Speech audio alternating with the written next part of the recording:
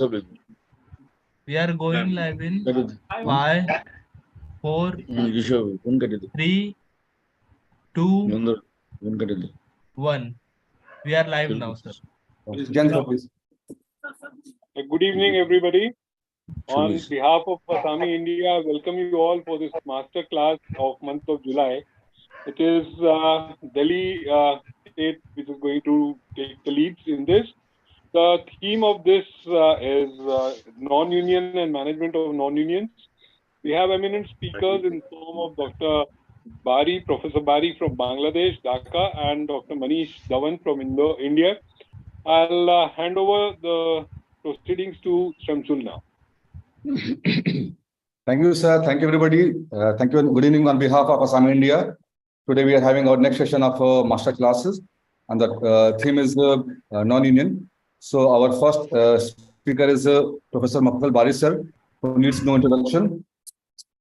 He's head of Bari-Ilizarov Center, Bangladesh, and honorary professor of Ilizarov Center, Kurgan. So now I request Bari sir for his presentation on infected non-union.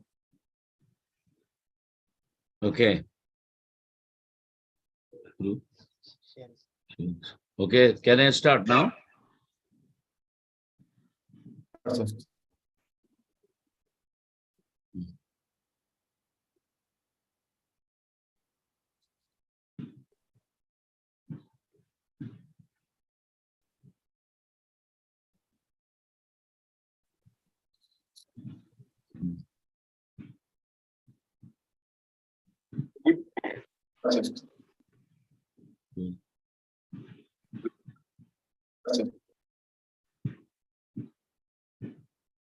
One second.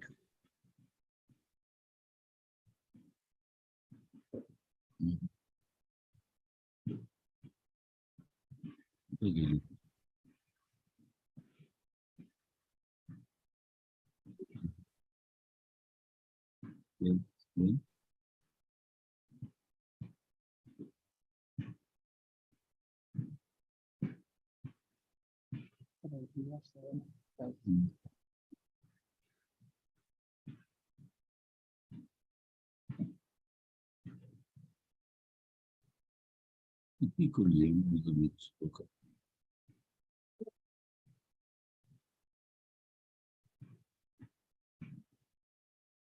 There is screen rook, Boka. It is a say. Therefore, Elkoi, as a community. Basically, the beginning. No, 1 minute. Then screen. Did you say?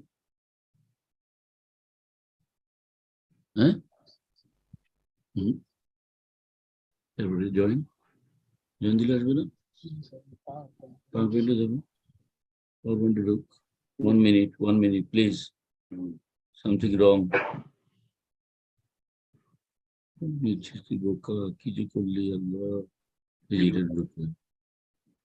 Yes.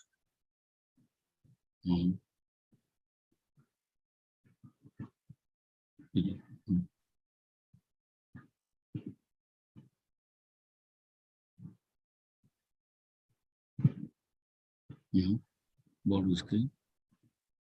Okay. Visible? Okay. Visible? Yes, sir. Can you hear me? Okay.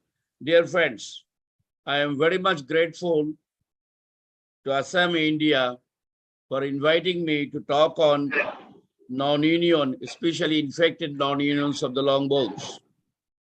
And as usual, always my training place. These are the things, you know, I always love to show all these pictures. This is now, I should tell, this is our National Institute, 1,000 bedded, biggest in the world now, trauma and orthopedic. And at present, I am working in these 2 hospitals. These are the biggest diabetic hospitals in Southeast Asia. My center, you know, and these are the recent with the new director of the Bursov.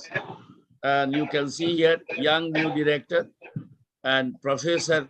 You can know the Ilizarov method has been awarded nowadays more than 100 countries of the world since 1981.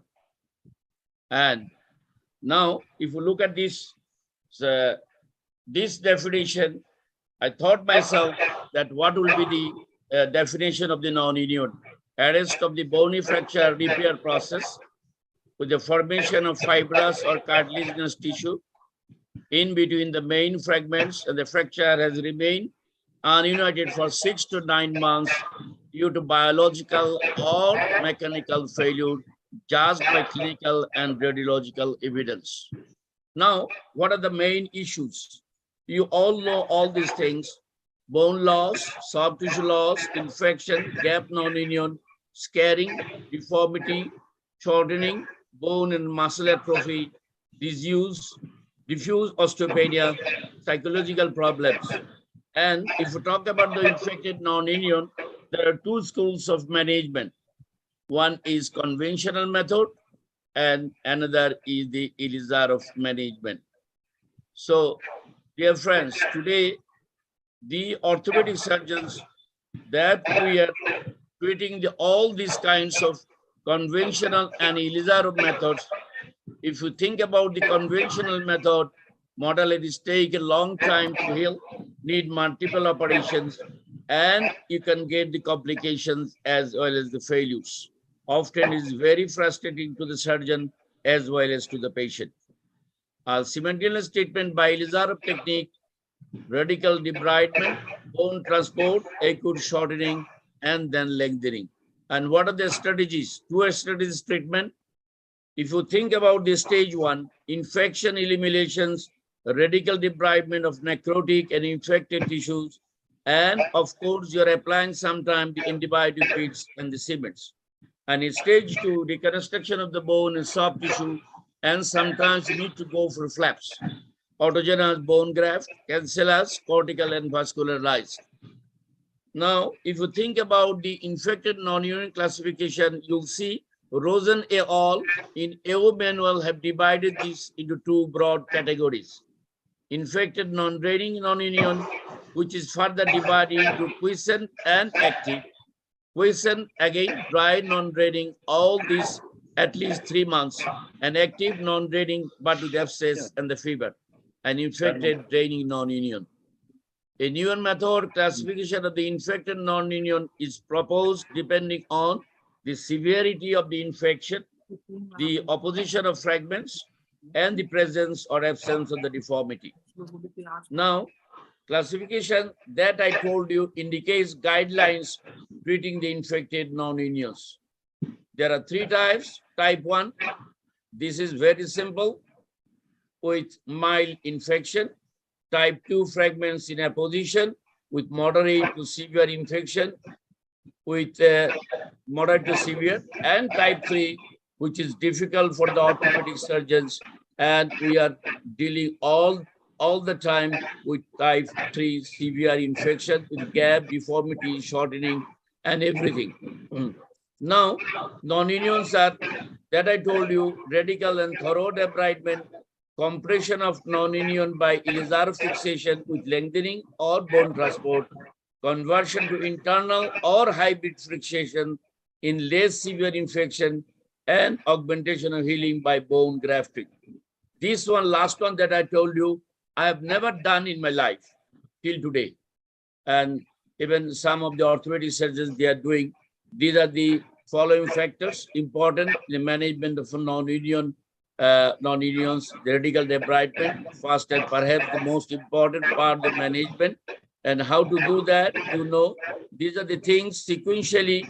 You should have to remove loose implants and resecting centimeter by centimeter, and you'll get the punctate bleeding that we call the paprika sign, and removal of the nephrotic tissues. If you have intermediate canal, you should remove that one for removing the debris and excision of the scarred and infected soft tissues, and repeated debridement. Sometimes it needs 2 or 3 days under general anesthesia. Fracture stability is very important at the time of radical debridement. Ilizarov fixators are ideal because internal fixation that we are doing for intermediate nailing or plates can cause further devascularization, which will lead to aggravation of infection. soft tissue coverage, sometimes you do that, and preferably plastic surgical procedures to cover the bone should be done after 8 to 10 days when wound is covered with healthy granulation tissue. Bone grafting that I told you, implant removal. Now, regarding the treatment of infected non-union type 1, if you look at this, in our experience, functional cast has given excellent results. Patient is forced to work as much as he can. If there is a loose implant, plate or nail, it should be removed. The cast is changed after 4 to 6 weeks. X-ray are taken if necessary. Cast can be reapplied, and second alternative is to apply external fixator immediately. And type 2, see, non-union is treated by Ilizarov method because it simultaneously addresses all the problems of type 2. And type 3, this is best treated by Ilizarov technique because here you will get shortening, deformities, gap, infection, everything which can be treated by fantastically by Ilizarov technique. Again, if you think about the type 3, it is divided into 3 groups, 3A, 3B, and 3C. A, there is no gap but deformity or shortening. If you wish, you can treat this by Ilizarov or other technique. And type 3B, complete defect of all circumference of the cortex with large wound. This is best treated by Ilizarov. And incomplete defect with partial circumference, also you can treat by Ilizarov. Now, what are the problems of INU, infected non-unions? That I told you earlier, and I want to add this one. See here, the sinuses, osteomyelitis, bone and soft tissue loss. You will get the fibrosis, osteopenia, skin problems, adjacent joint stiffness, complex deformities, limb length inequality, and multiple resistant polybacterial infection. These are the problems of the INU. Now, based on this, a few basic principles we must know. Sometimes you need to go for biopsy culture. All necrotic and non-bleeding bone must go undergo debridement. A high-speed bar is used to debride the bone, and the continuous cooling irrigation is applied to the bars. And tibial cortex experiences very little bleeding. We must look for the paprika sign that I told you earlier. Now, which one is very important? Ilizarov effect and law of tension stress.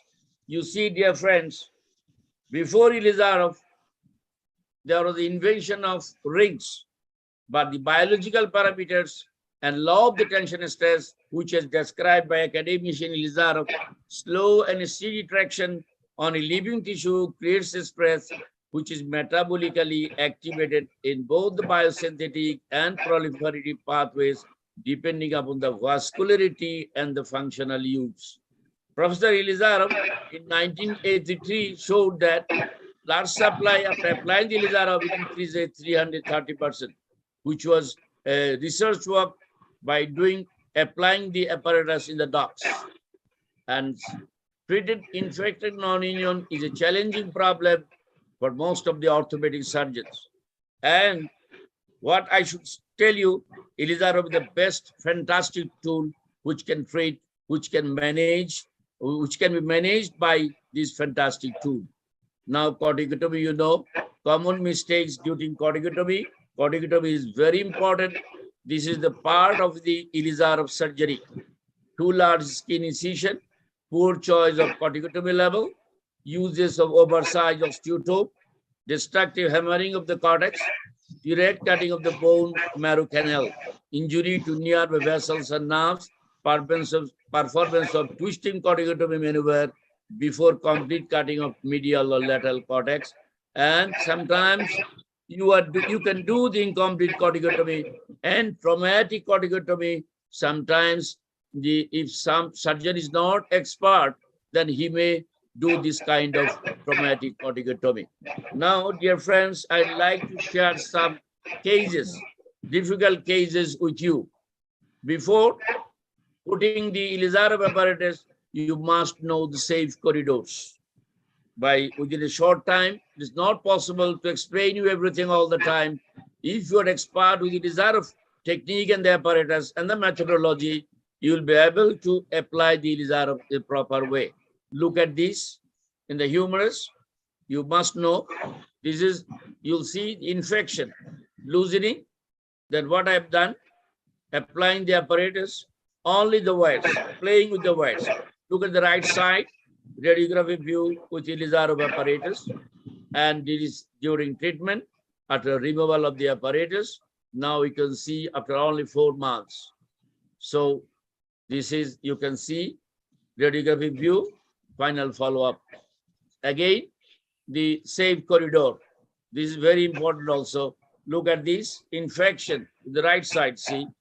These are the cases that if you know the principles and the philosophy of the Ilizarov, you can have a very good result and outcome to this kind of, which was applied before plate and screws. You just remove.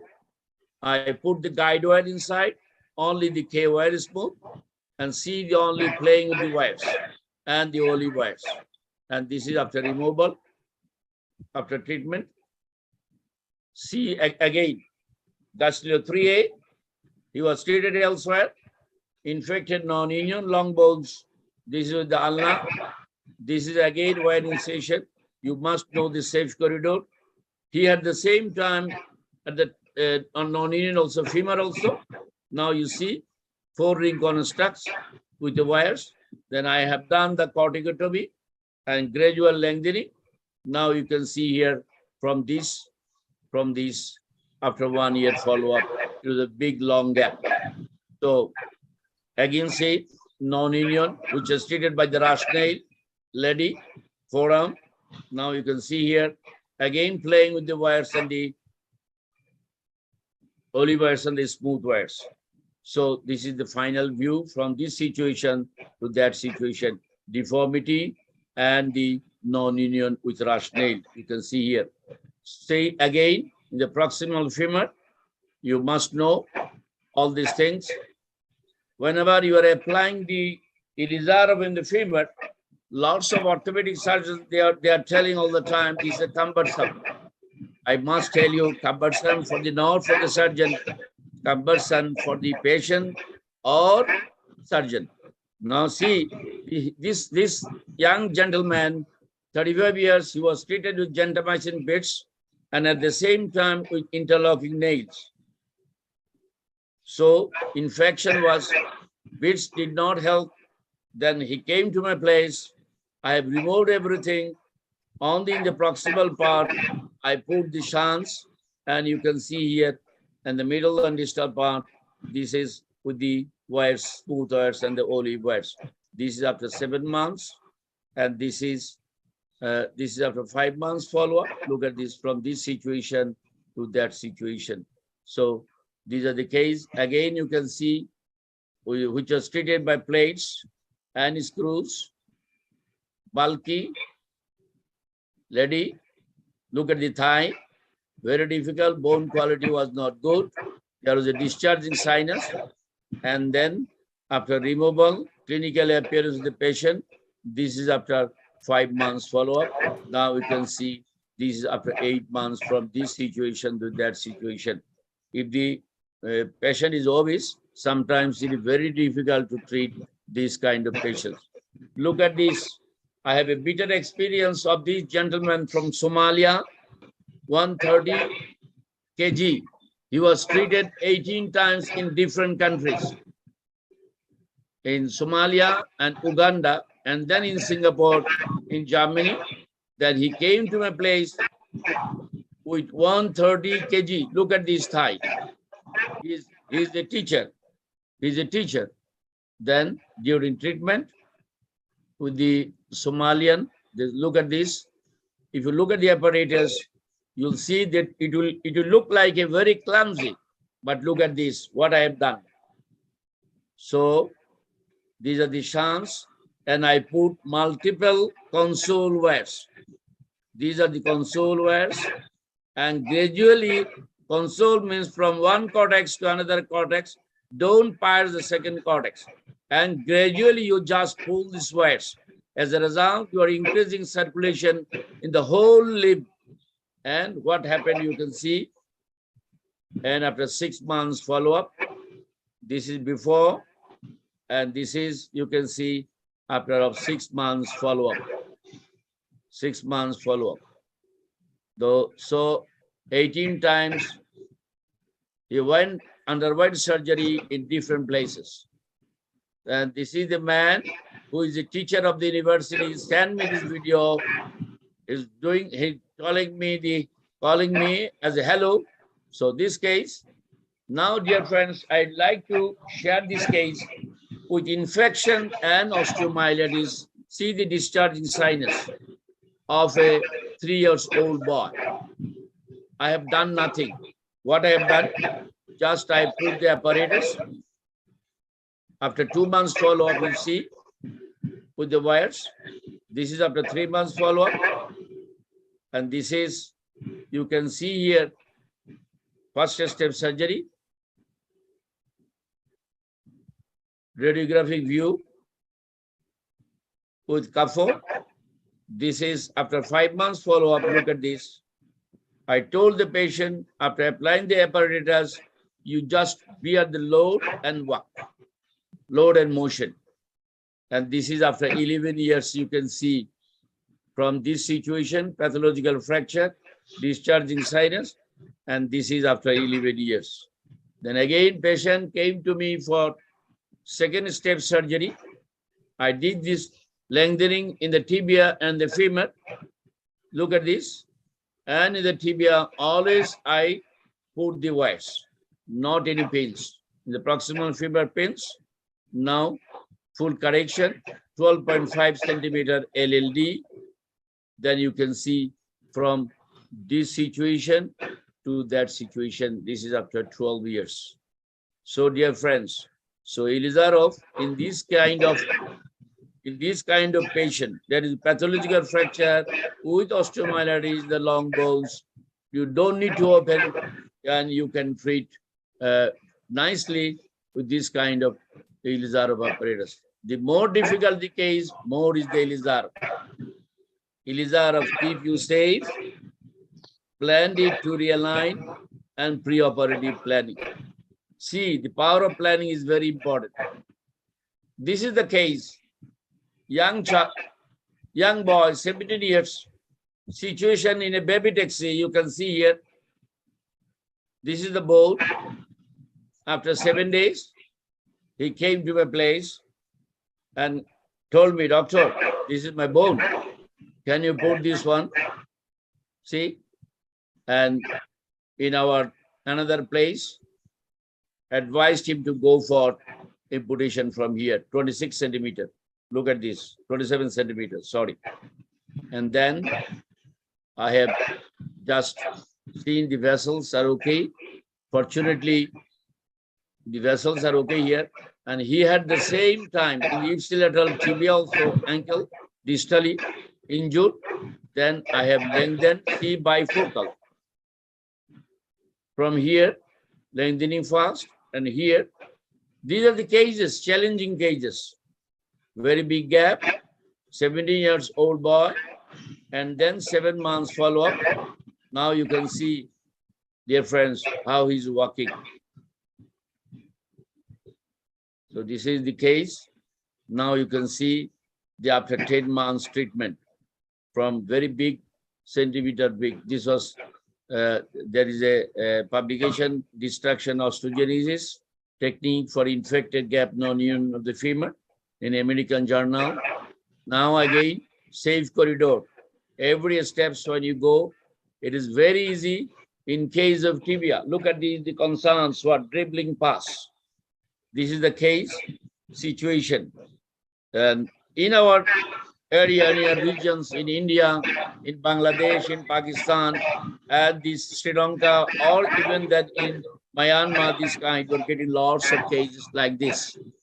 Dear friends, look at this. Dribbling pass. Then these are the cases that can be best treated by Ilizarov technique.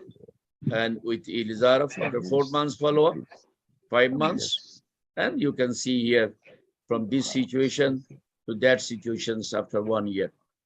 Look at this. And this is after 2 years follow-up. Look at this. Again, tibia, safe corridor, you must know. No bones. See, treated elsewhere. Came to my place. And I am playing all the time with waves. I love to do that.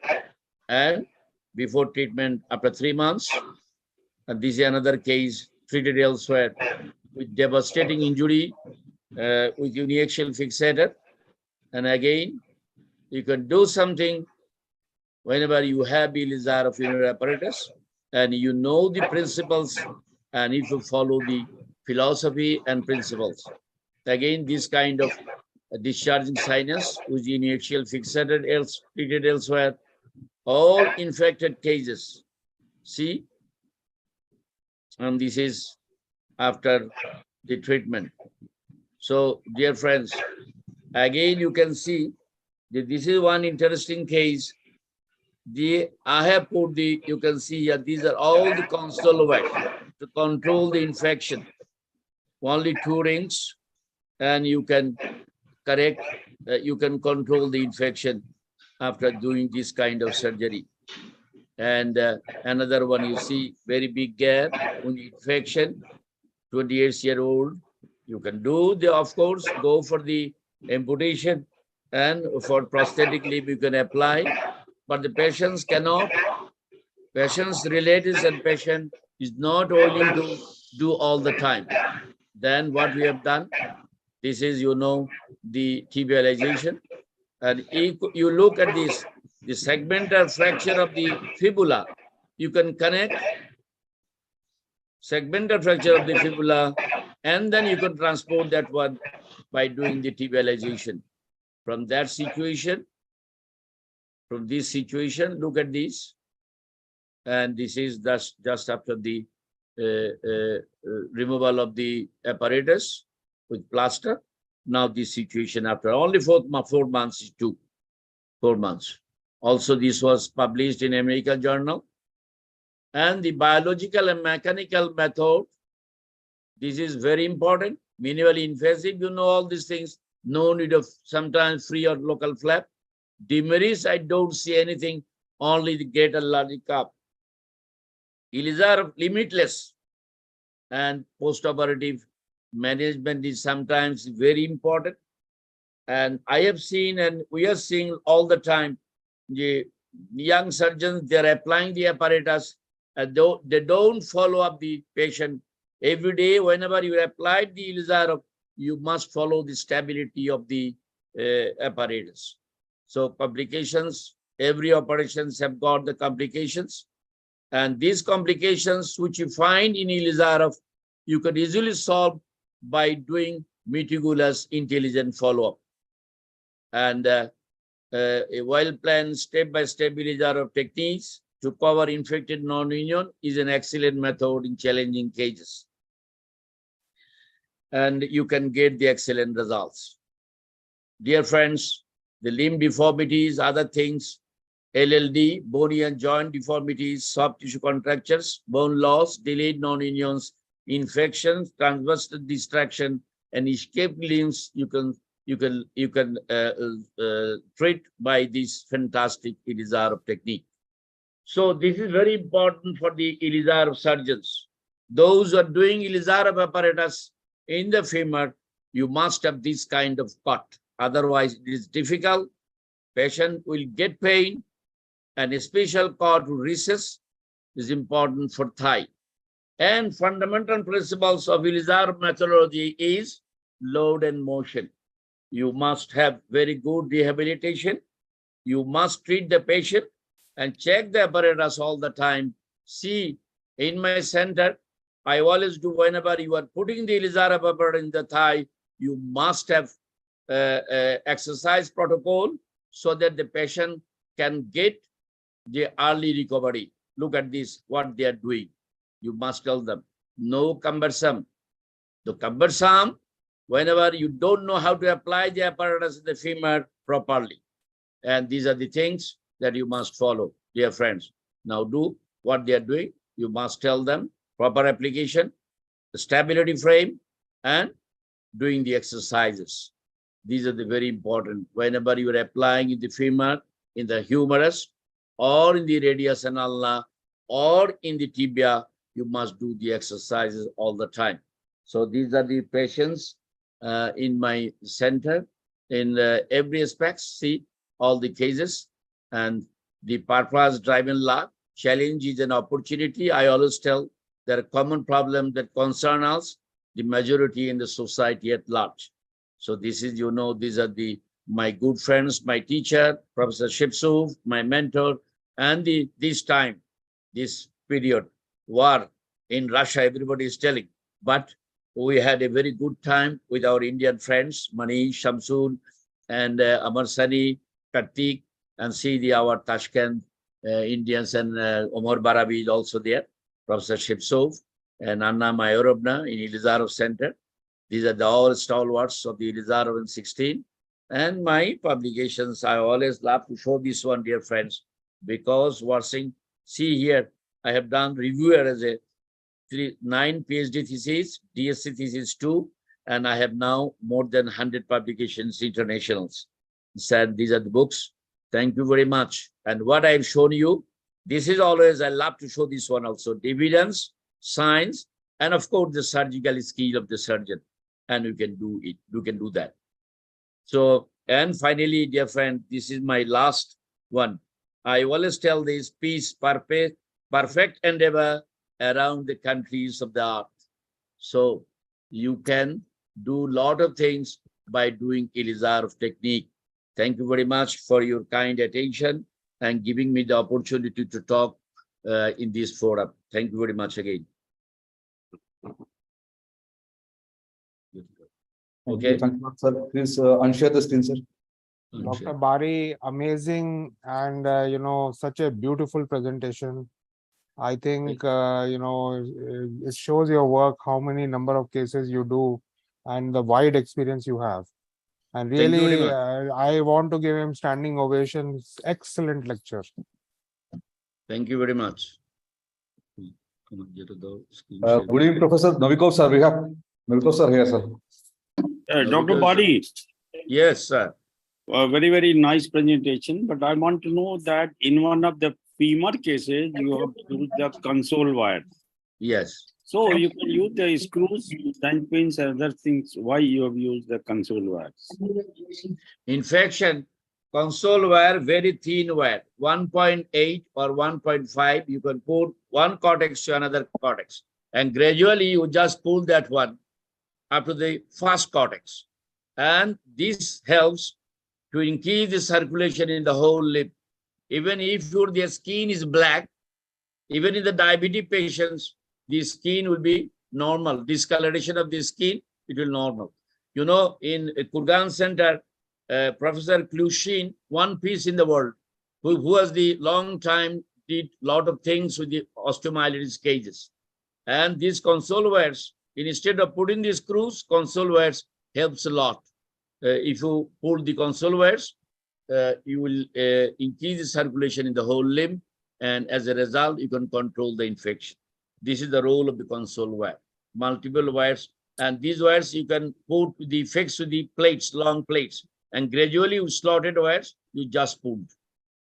Okay. It means you want to say that console wire, because it irritates the bone and other soft tissues, Exactly. which increases the vascularity. Yes, irritation. Whenever you're pulling, you're increasing circulation. Drilling, increasing circulation, and pulling, increasing circulation. 5, 6, 7, 8 console wires is very good in the long bones, especially in the femur, and even tibia also. Thank you very much. Novikov, sir, any input from your side, sir? Novikov, sir, please unmute. Please unmute, sir. Full screen.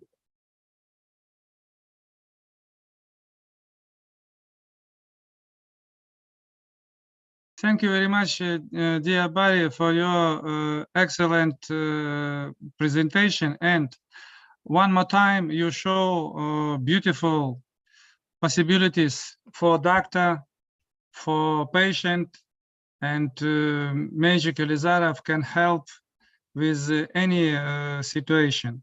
And Bari, do you have any difficulties or poor result with this situation? And do you have any patient where you cancel or not support with Ilizarov?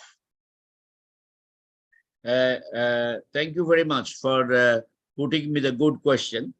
See, my topic was infected non-union.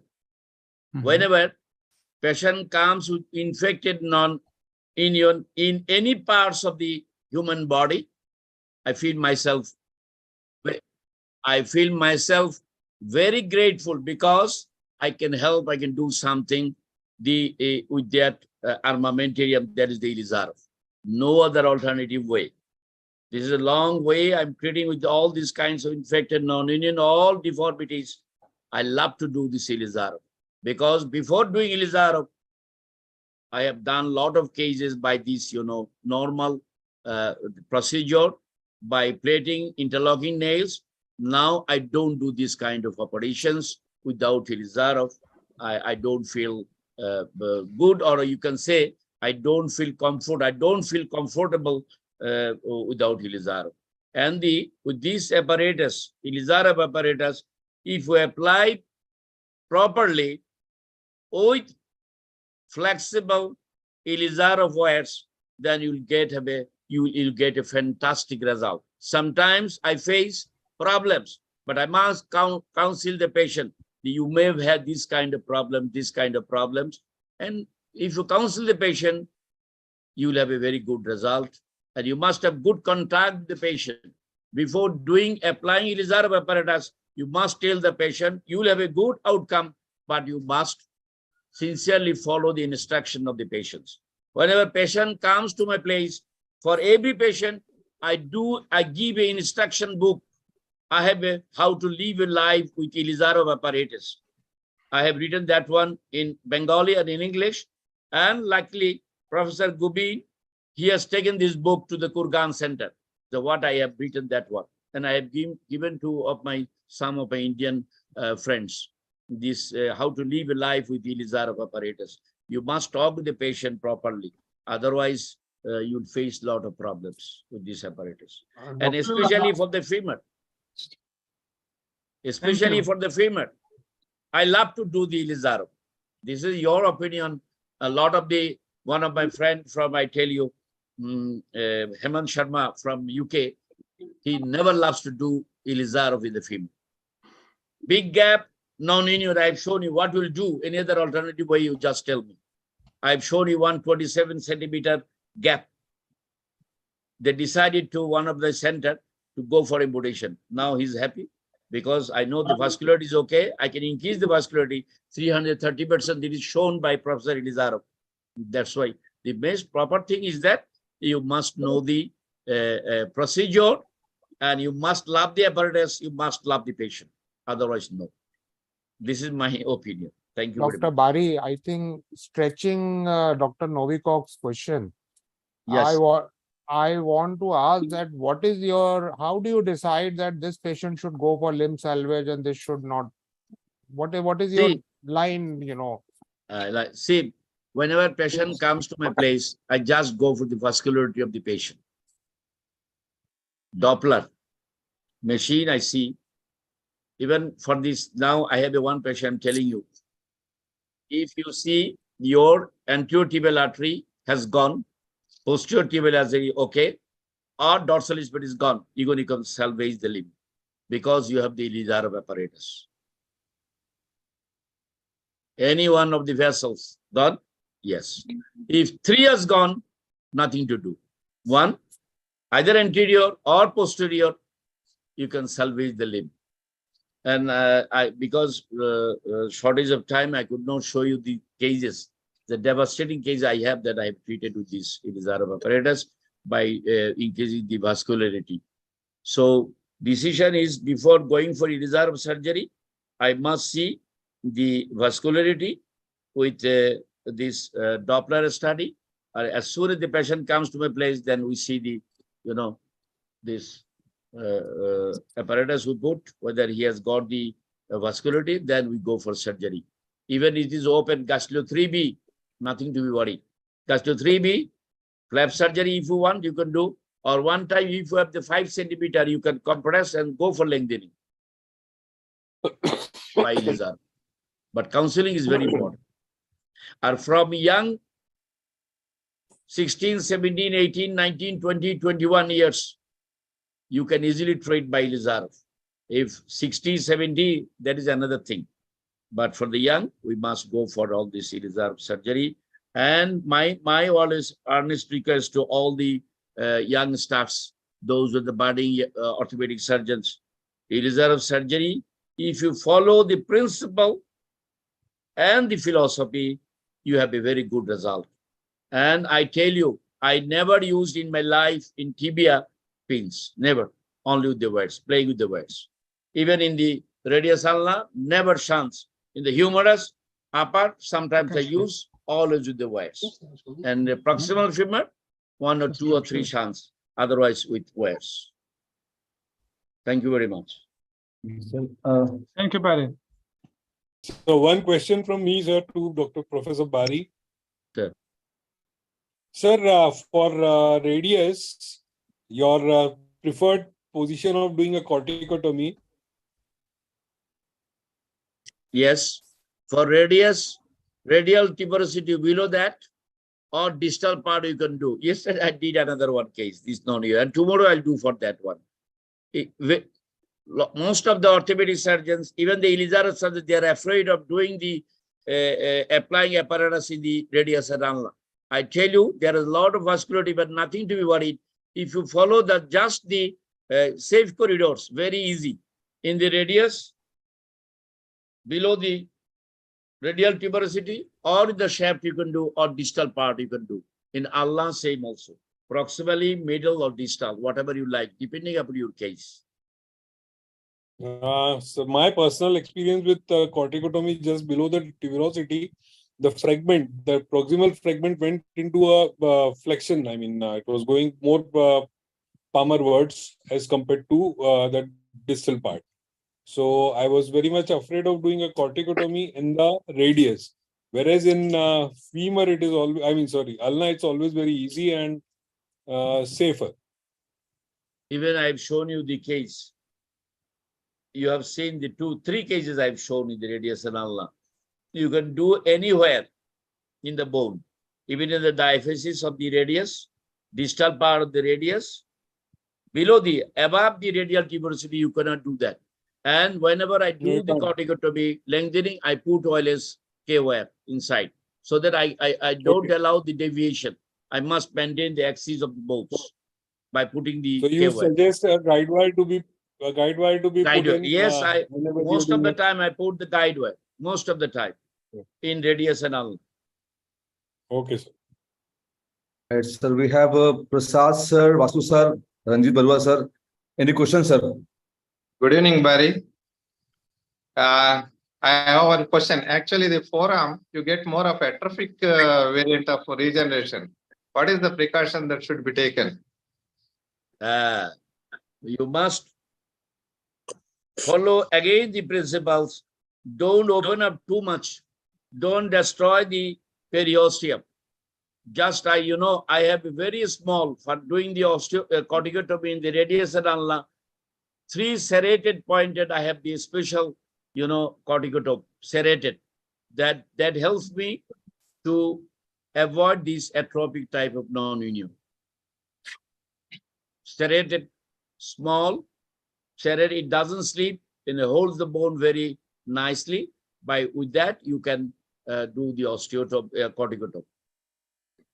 I do with giggly saw only, but still I am getting the type of atrophic non-union. You're getting, because you are using giggly saw, probably that's why. The giggly saw you're using, you are creating a bone burn. There is an article written by John Hargenberg. Okay. He's written by John Hargenberg. If you do the corticotomy by giggly saw, you are damaging thermal necrosis. You are creating. That's why maybe you are getting this kind of atrophic non-union. And one more thing, you said comfortable, but it is not only comfortable, but it is a confidence behind you that you can take more high-risk cases of bone transport and regeneration day after day. So that is the confidence behind you for a trauma surgeon, rather than comfort. Maybe. Okay. More complicated cases. Yes, sir. Bari sir and Naviko sir, one question from both of you. We saw at Kurgan that nowadays they are doing corticotomy directly by osteotomy only. Directly by osteotomy, no pre-drilling. What is your opinion about that, sir? Whatever you like, you do. This is the Ilizarov method. Directly we are doing. Sometimes I do both. In femur, if I see it is stable, then I do a little bit. I weaken the bone by doing the corticotomy, by doing the drill hole, not with the drill bit, with the 1.8 or 2 mm K-wire. Then it is very easy to do the osteotomy, you know. I don't open up, never I don't open up the periosteum, lift up, never. I always follow the original Ilizarov's corticotomy. Gigliso you can do, you can open up. Most of the orthopedic surgeons I see, even they lift up the periosteum. You don't need to do that. You must respect your mother. And mother is your this periosteum and the bone marrow. Naviko sir, you sir. Direct, yeah. No, during my life, I make only Ilizarov osteotomy. Many years ago, we prepare line of osteotomy with K-wire. Just now we use drill bit. And this support us for safe bone marrow. And I am so different result with open fracture with Jigliso, and I am prefer Ilizarov osteotomy because from beginning we can to manage grow in regeneration. And during this presentation, Dr. Bari show Ilizarov effect. Dear colleagues, when we talk about Ilizarov methods, this is very, very, very important. Ilizarov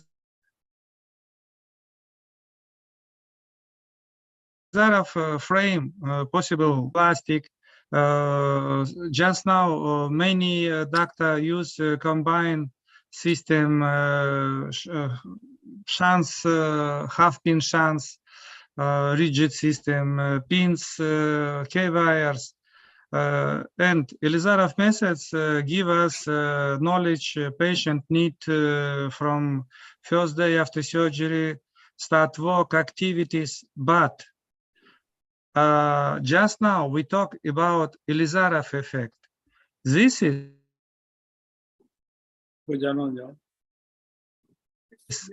procedure. Everything in the hand of doctor. Doctor need to feel how this is regenerate, grow. And excellent. Just now you start to talk about effect. And I think few doctors in the world follow this point, Ilizarov effect, and sometimes we need stop lengthening. Sometimes we need increase speed of lengthening. Sometimes we need change direction of lengthening. This X-ray picture show what we need do. And today, Dr. Bari give us chance to see how he grow. This is regenerate with the Ilizarov effect, 10-20 centimeters and more than 20 centimeters defect. This is fantastic result, and I am happy today because I am one more time saw Ilizarov effect in Bangladesh. Thank you, Bari. Thank you, Shamsul, for your question. Thank you, sir. We can see Professor Andre from Kurgan here. Sir, can you hear us, sir? Andrei Kaminsky. Hello. Yes, Hello, sir. Andrei Kaminski, how are you? Hi, I'm fine. What's Fine. you and what's the colleagues? Yeah, have you heard my lecture? Yes, sir. I haven't lecture. Okay, thank you. No, you want to pass any comment? No, I'm sorry. I'm delayed. I'm delayed. I'm delayed. I no see this lecture. I only listen my colleagues. That's all. Thank you. Spasiba большое. Shamsul, you must Yes, tell sir. who is Andrei Kaminski. He was our teacher in the cadaveric workshop. Cadaveric Fantastic. And he is a total huge surgeon. Right, sir. We had Professor Andre and Professor Dennis at Kurgan at Jekaterinburg cadaveric course. He's a fantastic teacher. Sir, we cannot see you, sir. Thank you. Andrei, Thank you. Right, sir. So, and we have Dr. Bananoko from Colombo also. Bananoko? Bananoko?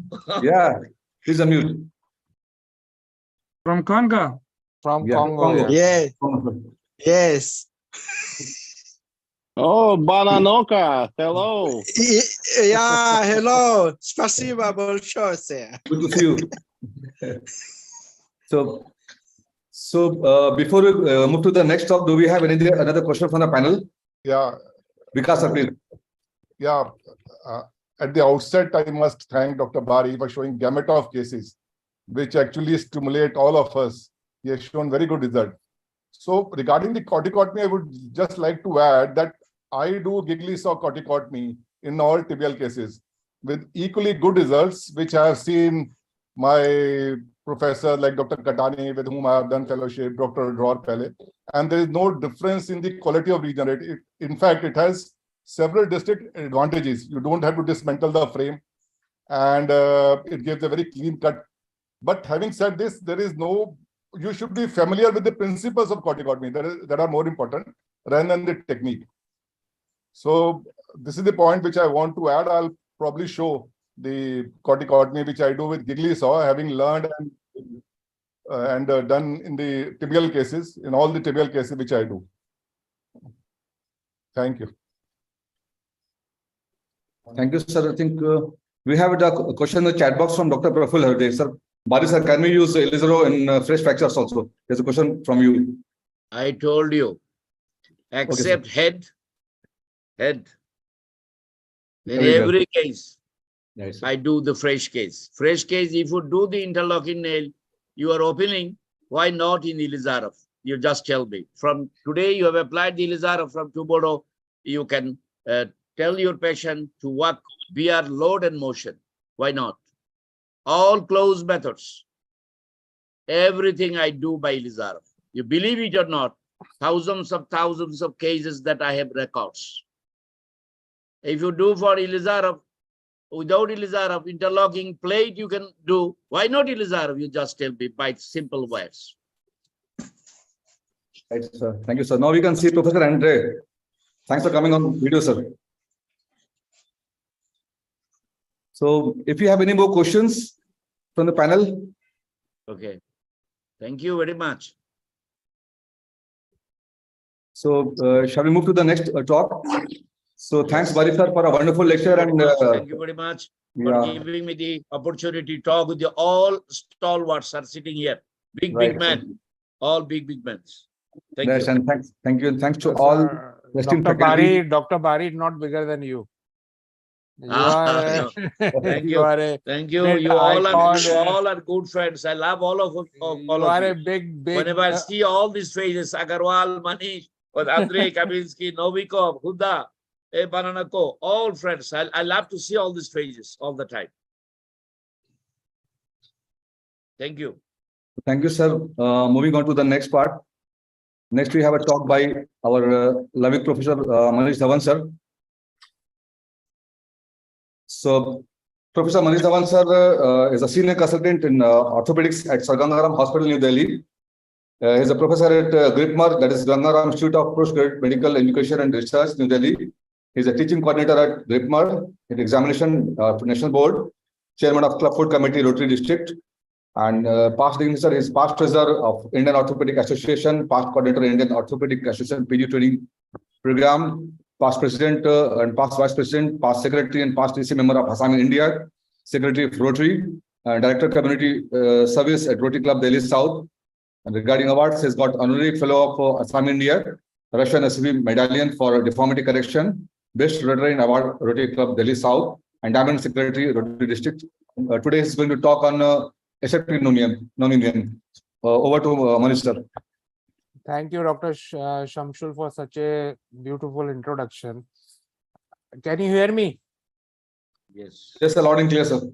Yeah, actually, my task has become very difficult after speaking after Dr. Bari, because his experience, and actually we follow him also because he has such a wide experience that I've learned so much from Dr. Bari. And recently I had visited Russia also, Bangladesh, so I could see so much of variety, and Ilizarov is a learning thing. I've learned so many new things and I've changed my techniques also. So I work in this hospital. This is Ganga Hospital. It is in New Delhi. Now, I have to acknowledge a few books which I have consulted, and also I've consulted Dr. Bari's book. So this is the last one, is the Color Atlas of Limb Lengthening, which I have consulted. I have consulted all the standard textbooks. So before we go and understand, because Dr. Bari has explained you about the infected non-union, but there is something known as aseptic non-union. So let us now first learn about principles, how to manage them. There are some differences which will go. So we have to go to theory first, and then I show you the cases. Now, first definition Dr. Bari has already given, and non-union is established when a minimum of 9 months have been elapsed since fracture shows no visible progress signs of healing. So this Dr. Bari has already told you, and this you also say delayed union if it is less than 5 months, and Federal Drug Administration panel has given this definition. Now there is one term known as aseptic non-union, and non-union without infection is aseptic non-union. And what is zood arthrosis? Because this term comes very often, and it's a non-anatomical joint formed between two fracture ends with a synovial fluid. So these are the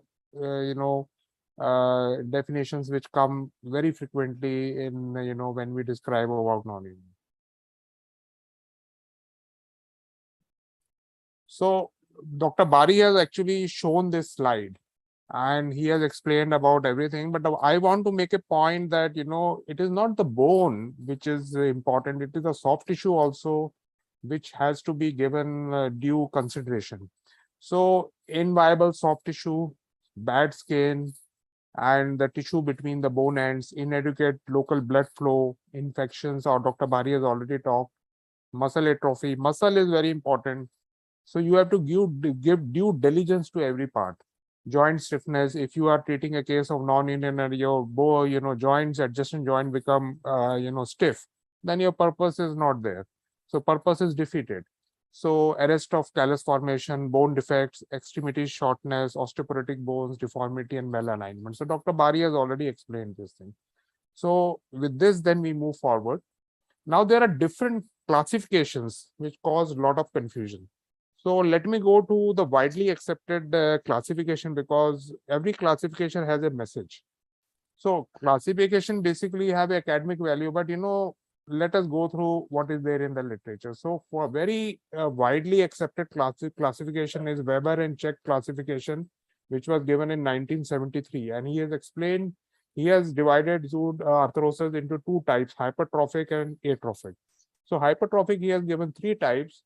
This is one is the elephant foot, where the bone end at the fracture non-union side becomes thickened. The diameter is more than the normal bone, and it is rich in callus. It occurs when there is inadequate fixation, premature weight bearing, but there is a viable tissue, the viable fibrocartilage, and there is a pseudo joint formation. So the treatment differs in all different types of aseptic non-union.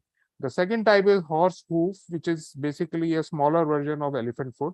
It has a poor callus, failed or unstable osteosynthesis with plate and screw gives this type of horse hoof type of variety. So with plate and screws, it has a silent callus which never transforms into fixed callus.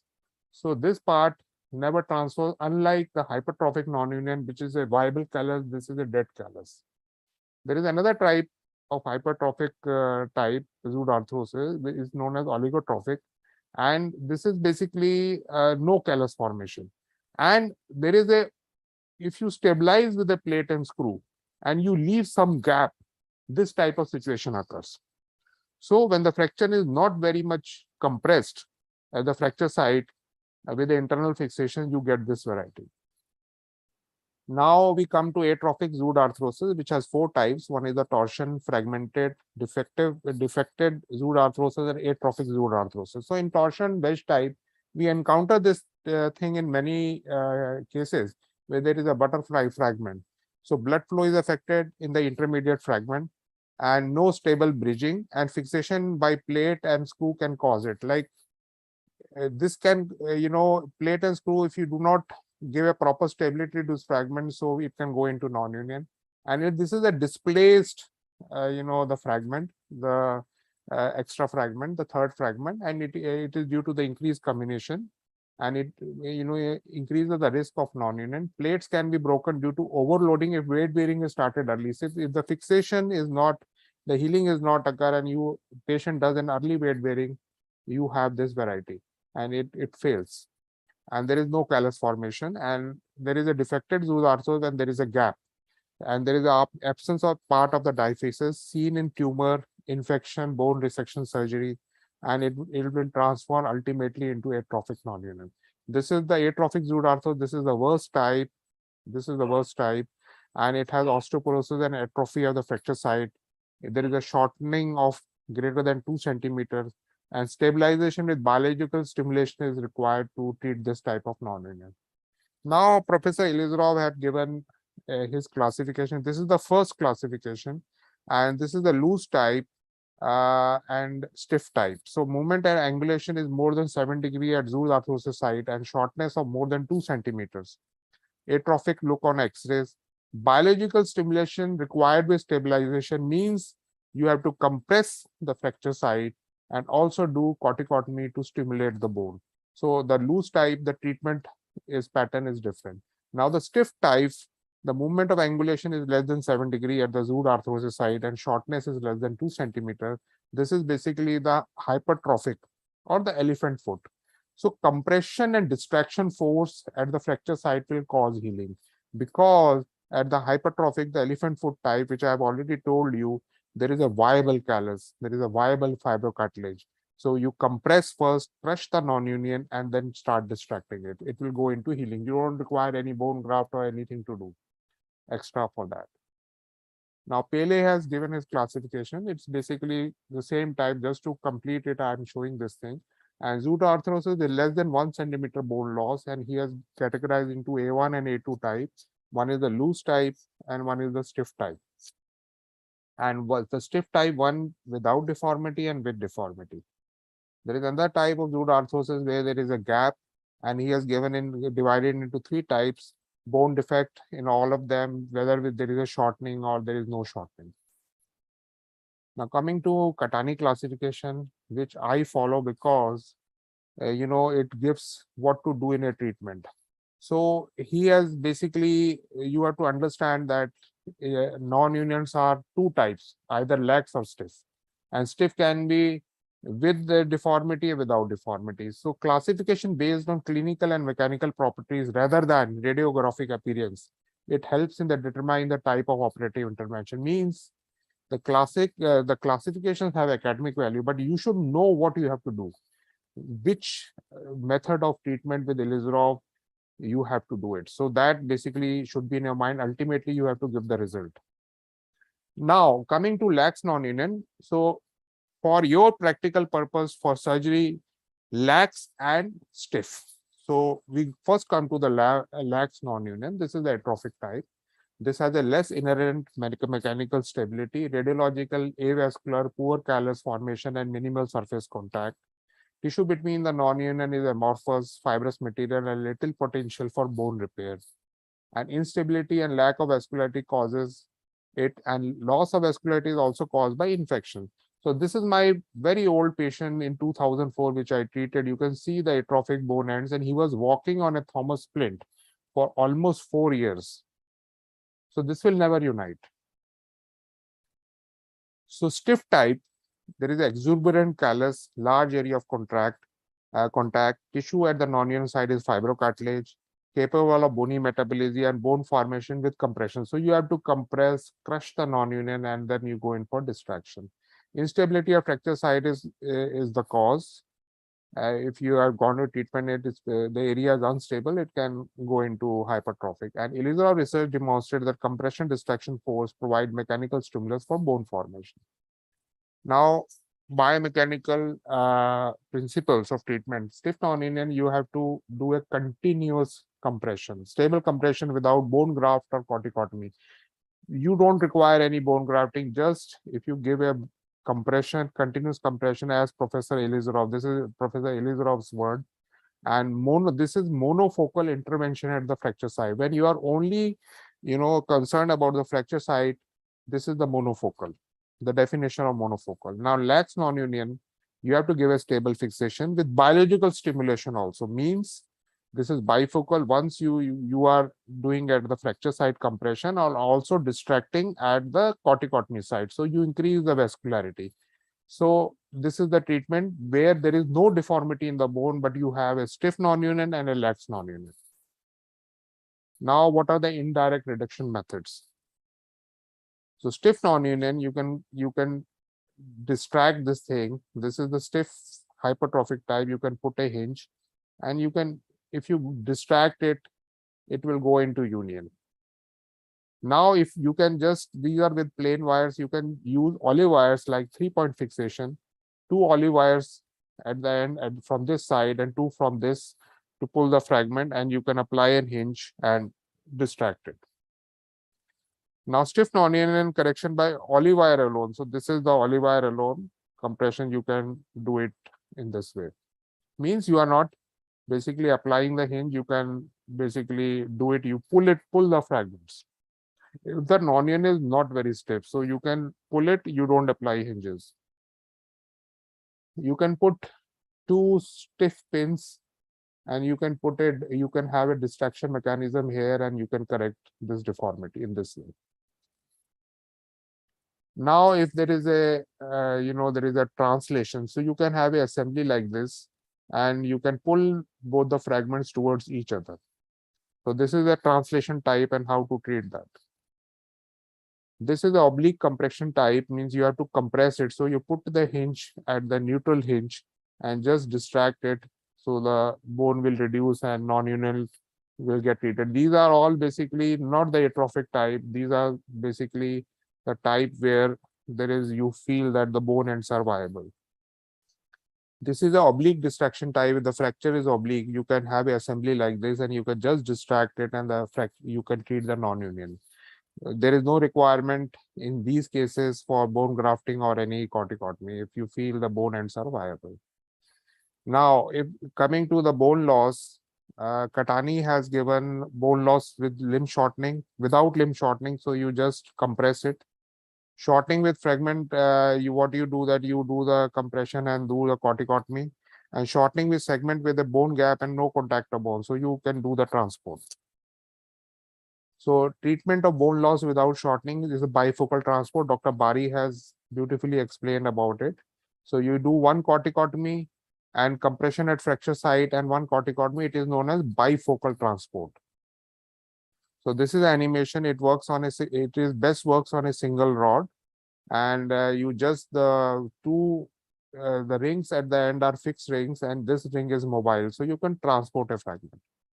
Similarly, you can what you can do that you can do the compression at fracture site, and you can distract it at other levels. So the assembly is different. It does not work on a single rod. It's better to have 2 different units.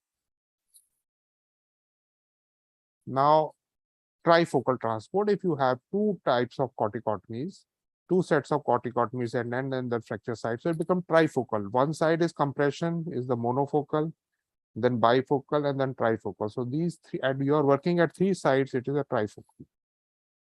So this is a trifocal transport. You have corticotomy is at 2 levels.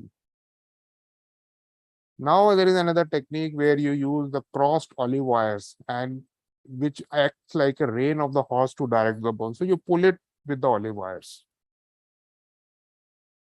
Now, frame application technique, shortening with bone contact, bifocal frame can be used, shortening with bone gap, trifocal method can be used. Now there is a concept, sometimes in literature you will find internal lengthening and external lengthening. So what is the definition of internal lengthening?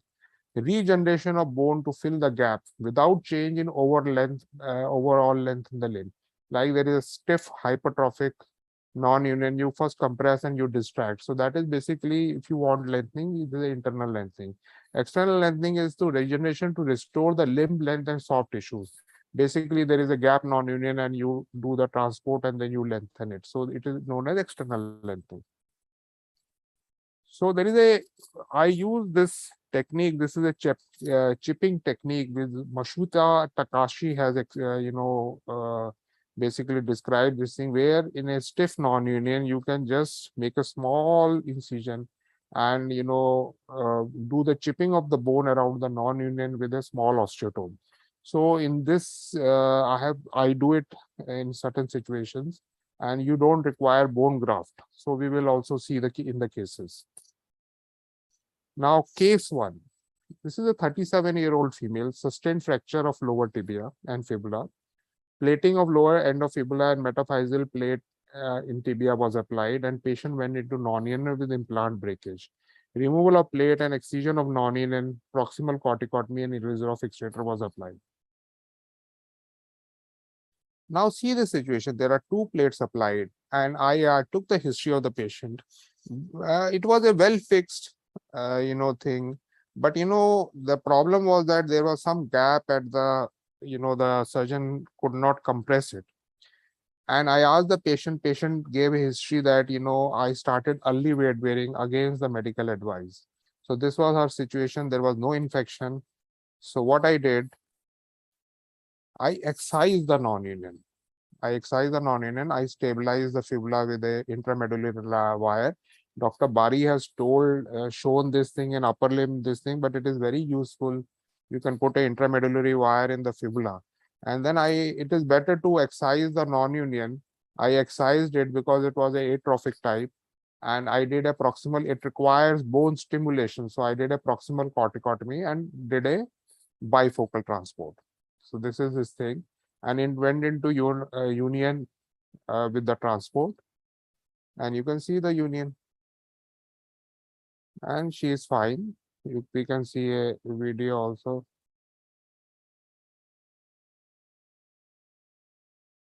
So this is basically, I took 5 months to remove the fixator. You can see her walk. So you have to see that if you are doing internal fixation, your fracture end should have a compression. You should also explain the patient carefully that when he should walk, and you should explain the patient that unless you tell them, they should not start walking. Now, case number 2, this is 22-year-old sustained fractured distal tibia and fibula. Close internock nailing was done. Fracture goes into non-union. Then surgeon, what he does that he keeps the nail inside and then he reinforces it with a plate and did a bone grafting. Fracture still failed to unite and it was referred to me. I did the removal implant. Ilizarov fixator was applied with compression of fracture site and it went into non-union. So this is a young boy and you see that first he did a nail and then it went into non-union and then he reinforced it with a plate and then put a bone graft. Now the issue is that if your mechanics at the fracture sites are not good, it will again go into non-union. So it was a very good fixation, but it went into non-union. So what I did that I just removed everything and just did a continuous compression at the fracture site. like what Professor Ilizarov has told. I was planning that I will see what happens with continuous compression, and I might have to do to stimulate. If it does not work, I'll do a proximal corticotomy and some distraction. But limb length were equal. But to my, surprise, which I was thinking that I will do corticotomy, it went into union. So this is the situation. This is the patient with the frame. You can see his knee bending. And you can see his now, it is after removal of frame. See how well he's walking. So the message is that if you are doing internal fixation, it is very easy to apply, put a plate or apply a nail, but you have to follow the biology. You have to respect the biology so that these complications don't happen. Now coming to case 3, this is a 50-year-old man with comminuted fracture, gustilo grade 2. So this gentleman had a very comminuted fracture and he had a small wound and he was treated with plaster and dressing. At 2 weeks, the infection healed, but the fracture was so much of comminuted that the surgeon put him in a plaster for 4 months and he did not know what to do. So he was referred to me and now this was the situation. There was no infection. And you see the multiple pieces lying, and it is very difficult to fix this with a plate, and because if you go inside, you will all devitalize these fragments. So situation when I removed the plaster, there was a kind of a deep dermal area of defect, but there was no infection at all. So this thing is the same wound, which is basically a deep full thickness. So I took a plastic surgery opinion. They say that just leave it. It will go by on its own. We don't have to require to do any plastic surgery procedure. There was no infection. So what I did that instead of basically touching these fragments, I just left the gap and I did a proximal corticotomy and started transporting. Now the mistake which I did, I transported in LRS. I should have put a Ilizarov and I could have used for the transport a spatial correction, but I just transported it. The fracture united, all these fragments, they acted like graft and they became a solid union. But the patient had a residual valgus deformity. So I told him that, I will correct it because I used an implant which was a monolateral. I could not correct the deformity. But patient says, no, sir, I am very happy because I was not walking. I used to walk on plaster. So he is happy. He does not want the correction which I have told him that I will correct your valgus, but he does not want it. So I did not touch the comminuted fragments and I just did a corticotomy and transported it. So this is this, X-ray after 1 year. You can see this thing. Case number 4, this is a 20-year-old patient, had a subtrochanteric fracture and it was treated at the age of 10 years with traction. So this was old. So when it was treated, he again had a refracture and he was referred to me somewhere 10 to 12 years back. So I applied LRS and I did not do any corticotomy, but the patient's parent and the patient did not tolerate the orthofix and they forced me to remove it early. So the LRS was removed. It on the X-ray, I felt that it is united, but it was not a proper this thing, and he developed into stiff hypertrophic non-union. Then he came after to me, and then I applied Ilizarov, did a distal corticotomy, and the hypertrophic non-union went into union with compression and distraction. And I sorted out the limb length discrepancy, and he came to me almost after 6 years. So this was the situation. He had first he was treated in the childhood by traction. Then he had a fracture. Then I applied this thing and I felt that this is united and they forced me to remove it early. Then it went into hypertrophic non-union. You can see this is elephant foot type. This was the situation. I applied Ilizarov, gradual compression and then distraction. Did not bone graft this area, did a distal corticotomy for limb length discrepancy, and it increased circulation. It went into union. Now this boy comes to me after 7 years. This is the situation.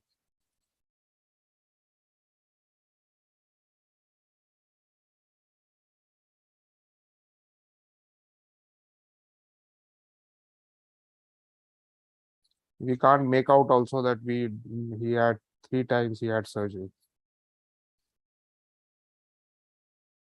Now case number 5, this is a 5-year-old boy who came to me with deformity right ankle. He sustained a run over by a motorbike wheel, had stiff non-union just distal to the distal tibial epiphysis. Non-union was freshened by the same Japanese chipping technique. I made a small incision and just distracted it with the hinges. So this was the situation. And I just, because it was so near the epiphysis, I just opened from here and just did the chipping and distracted it, and it went into union. Now coming to case 6, this is a 23-year-old motorbike accident, had a segmental fracture tibia. Initially treated with plaster, then plating was done. Developed hypertrophic non-union at lower side, chipping of non-union site, and proximal corticotomy and LRS orthopedics application was done in 2017. So this boy, he is a medical student, had a fracture, upper part, and this was a segmental fracture. So there was a union at the upper part, but this was a non-union, which was basically he used to not be able to walk full bear weight, and he could not run, but he was walking. So what I did is that I did the chipping technique. I chipped this whole thing. You can see I've done the chipping here. I did a proximal corticotomy. And you can see I did, distraction was done for limb length. And now this boy comes to me after 7 years. This is the situation. I just took this X-ray of, almost, you can say after 7 years. So this is basically the fibula is distracted because of the lengthening. This is his, when LRS was there. Now he has come to me again and he's fine. Now this is a case 7, a non-union distal tibia fracture after failed internal fixation, excision of non-union and bone transport was done. Now this 51-year-old overweight woman sustained close fracture lower third tibia and fibula. She was crossing the road and had a run over by motorbike. Internal fixation first was done by anterolateral plate and later reinforced by small locking plate. Went into non-union and referred to me for Ilizarov fixation. Now this you can see is a very benign looking fracture which we encounter in ours. So just putting internal fixation with 2 plates could have done this thing. But what happened? Surgeon just applied the anterolateral plate. He did not address the fibula. So what happened that it went into non-union. So patient came to him. So what he did that he did fiblectomy here and again put the screws, retained the same plate and put a extra plate on the medial side so that he has reinforced. But again it went into non-union. So for me the option was to excise, move everything, excise everything, did a proximal corticotomy, applies the Ilizarov frame. This is the patient with the frame. And this is the proximal corticotomy. See, the fracture went into union, and this is her X-ray. Now coming to case 8, this is a 43-year-old male, had a fracture lower third humerus with a butterfly fragment. Dual plating was done, fracture went into non-union, and later breakage of both plates. Basically, the history is that everything was fine, and he had a fall, but he did not take an X-ray and continued. But what he realized that after 1.5 months, the elbow started having the deformity. So patient was referred to me. I removed both the plates and Ilizarov was applied and healed with compression with the fracture site. This was his first X-ray. You can see 2 plates. So much of metal work was done. I think they have totally removed all the periosteum, was elevated, and you can see it was already a non-union. Then he had a fall. The plate started bending. So I removed everything, just compressed at the fracture site, and you can see this is the frame. And you see the union. This is the X-ray of the day when I removed the frame. It's after removal of frame immediately. Now his elbow movements have improved and have become almost normal. This is the day of I removed the frame. Now case number 9, this is a 30-year-old male, had a landmine blast injury with injury in the both lower limbs. He is from Afghanistan. So he had multiple surgeries and multiple flaps, and he came to me. Now this was situation. Now problem with me is that this is a split skin graft. I could not open, and no open surgery could have been done.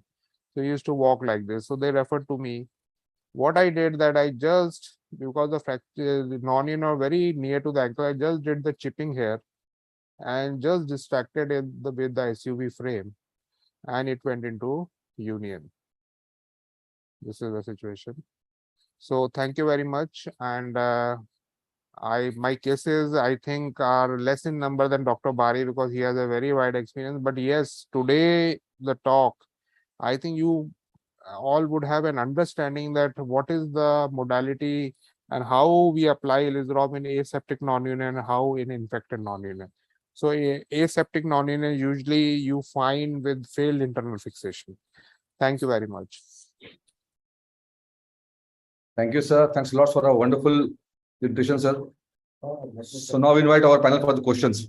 Now, how do I stop share, Shamsul? One I've done, sir. I've done for you, sir. Okay. So no question means anybody has question? Doctor. Agrawal has a question. Yeah, actually, it was a very nice presentation. So you are one of the case who was having the near the fracture of the refracture of the proximal femoral near neck. So because the cause of the fracture was there was varus deformity. So second time you've operated that, but still there is a varus deformity exists. So I mean to say that it can refracture. No, Ilizarov, I've corrected the deformity. No, sir. This is my learning case because this is almost, see, this is early in 2004 something because I just, didn't have much experience. But what orthofix failed. Traction, then orthofix failed. Then I went into Ilizarov and with corticotomy and I've corrected the deformity. Thank you. Dr. Ravi, we can share this case later. This is case by Dr. Rafi. I must first comment regarding the Manish Dhawan's lecture. Can I talk? Yes, sir. Yes. Yeah, very good, Manish Dhawan. Sir, we lost your voice. Dr. Bari, we lost your voice. No. Now it is. Yeah, it's coming. Very good lecture. Very good lecture. Thank you. A lot of learning things here. But one thing is that the hypertrophic non-union is, we know always that this is the callus is very good, but mechanical stability is that is poor. That's why mechanical stability is needed. And you showed in one case very good. I like that one with shortening. You just compress and you have done the lengthening. So the teaching for the budding orthopedic surgeons, you don't need to touch the hypertrophic union. Most of the surgeons, even in mechanical PC, they opened it, clean it, myriads of callus are there, only lacking of the mechanical stability. So that I liked your that one, that you showed hypertrophic with shortening. Go for compression or accordion method, and then go for lengthening without doing corticotomy. Also, you can have the result with correcting this shortening and union at the same time. Compress fast, then you can go for lengthening without doing corticotomy.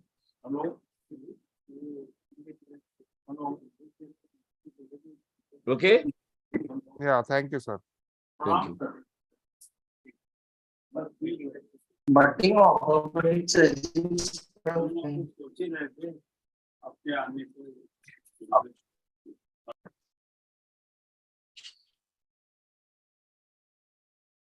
Manish, Yes, yes.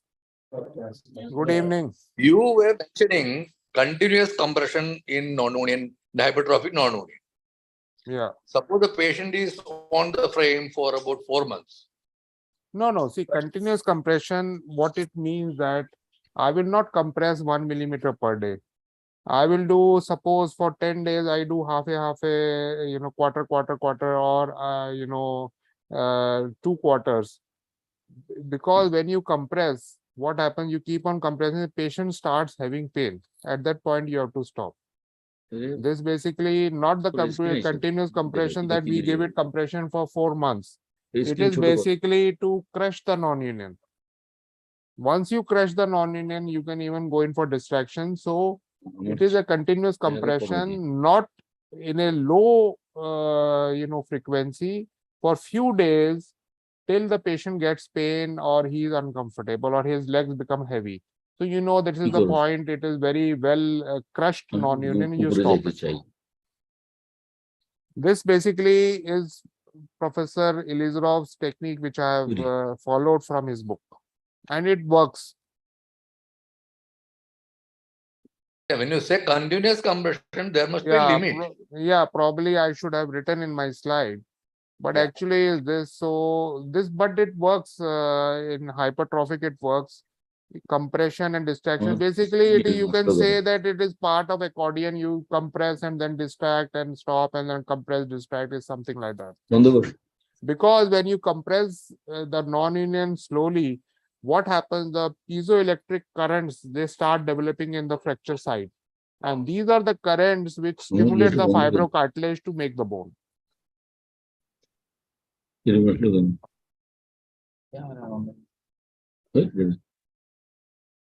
Hello. Yes. Hello. Hello. I'm Dr. Borua from Assam. Can I just ask? Hello. Yes, sir. Yeah. You said about compression. You said that it is 1/3 two times a day or half a turn 2 times a day, something like that.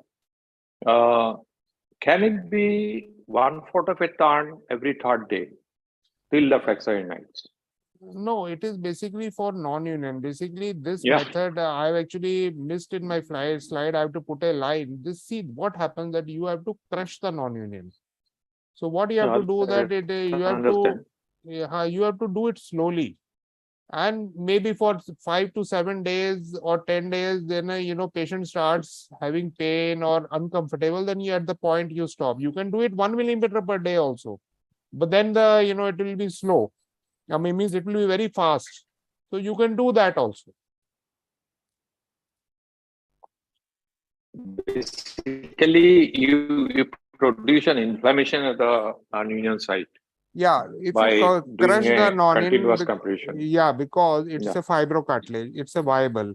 So when you crush it, what happens? The piezoelectric currents, they surround the non-union site, and these are the currents which stimulate the fibroblasts and form the bone. This is basically researched. This is the research on dogs. Okay.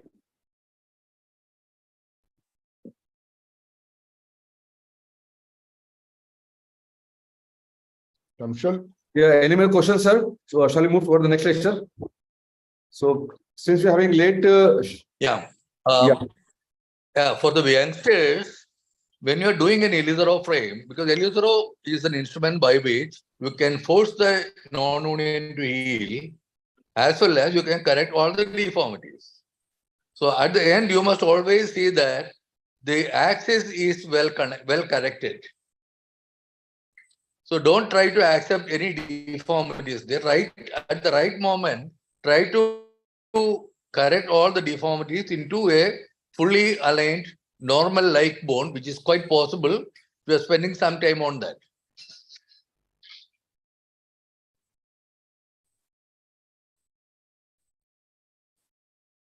So thanks a lot, sir, Vasu sir, for your valuable feedback, sir. So now, since we're getting late, I request our esteemed faculty, Dr. Vikas Gupta, sir, for his presentation. Case discussion about non-union. Vikas, sir, please. Yeah, I'm sharing my screen. Yeah, sir is a professor at Safdarjung Hospital. Is it visible?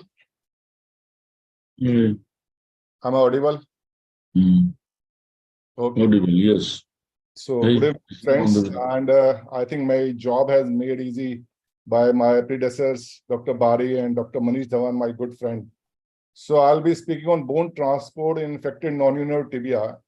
And in fact, this model is one of the oldest model, in fact, kept in a museum in Russia, where Ilizarov used this technique, his indigenous device. Now, coming to the talk, infected non-union of the tibia are easy to diagnose, but very difficult to treat. We all know. We have the challenges like bones which are osteoporotic, sclerosed, infected implants, draining sinuses, and as well as over and above soft tissue comprised due to multiple failed surgeries. And patient is financially as well as psychologically drained. In fact, they're very depressed. So we have the options like massive cancellous bone grafting, vascularized transfers, fibular transfers, or muscular-induced membrane technique, which I think non-Ilizarov surgeons are doing it. But I think those who are trained in Ilizarov can vouch that it can correct multiple elements of pathology using the technique of bone transport, bifocal, where you have activity at the two level, a trifocal for a large gaps, and for acute shortening, like smaller gaps less than 2 to 3 centimeters, we can have monofocal lengthening where compression is done at the same time, and the subsequent lengthening which is done, which is called a monofocal. And I feel amputation is no longer an option in the present era. So what is bone transport? Actually, how to define it? It's gradual translocation or a movement of a segment of bone from a healthy area into region of bone loss by creating a low energy osteotomy outside the zone of pathology and using an external fixator to transport this bone fragment under controlled mechanical conditions. And we follow the principles of biology, the destruction, osteogenesis. So if you see this photograph, it moves like this. You have created a corticotomy and created 3 segments, and the middle transporting segment is moved until it docks with the parent segment, and you have the regenerate. Now, it follows the, if you are treating a patient with infected non-union of tibia, you have to follow the steps of preoperative planning, operative steps, and be aware of the post-operative problems or challenges you might face. So preoperative planning, you do it with a radiograph, which is a blueprint for planning and making a frame. So you know the extent of bone resection. You can plan your level of corticotomy, either proximal or distal, as well as you can plan the bone transport. It has to be antegrade or retrograde, depending on the larger bone segment. The pre-construction of the frame saves operative as well as anesthesia time. And you must remember, after corticotomy, you have created 3 segments: a proximal segment, a distal segment, and a middle transporting segment. And all these segments should have at least the principle of ring block. You have 3 independent segments which should be adequately stabilized, ideally with a ring block, that is 2 rings. Now, the debridement, which has been now stressed number of times, remains the cornerstone of treatment of infection. And this is a point which I would like to stress to my younger colleagues, my residents, that don't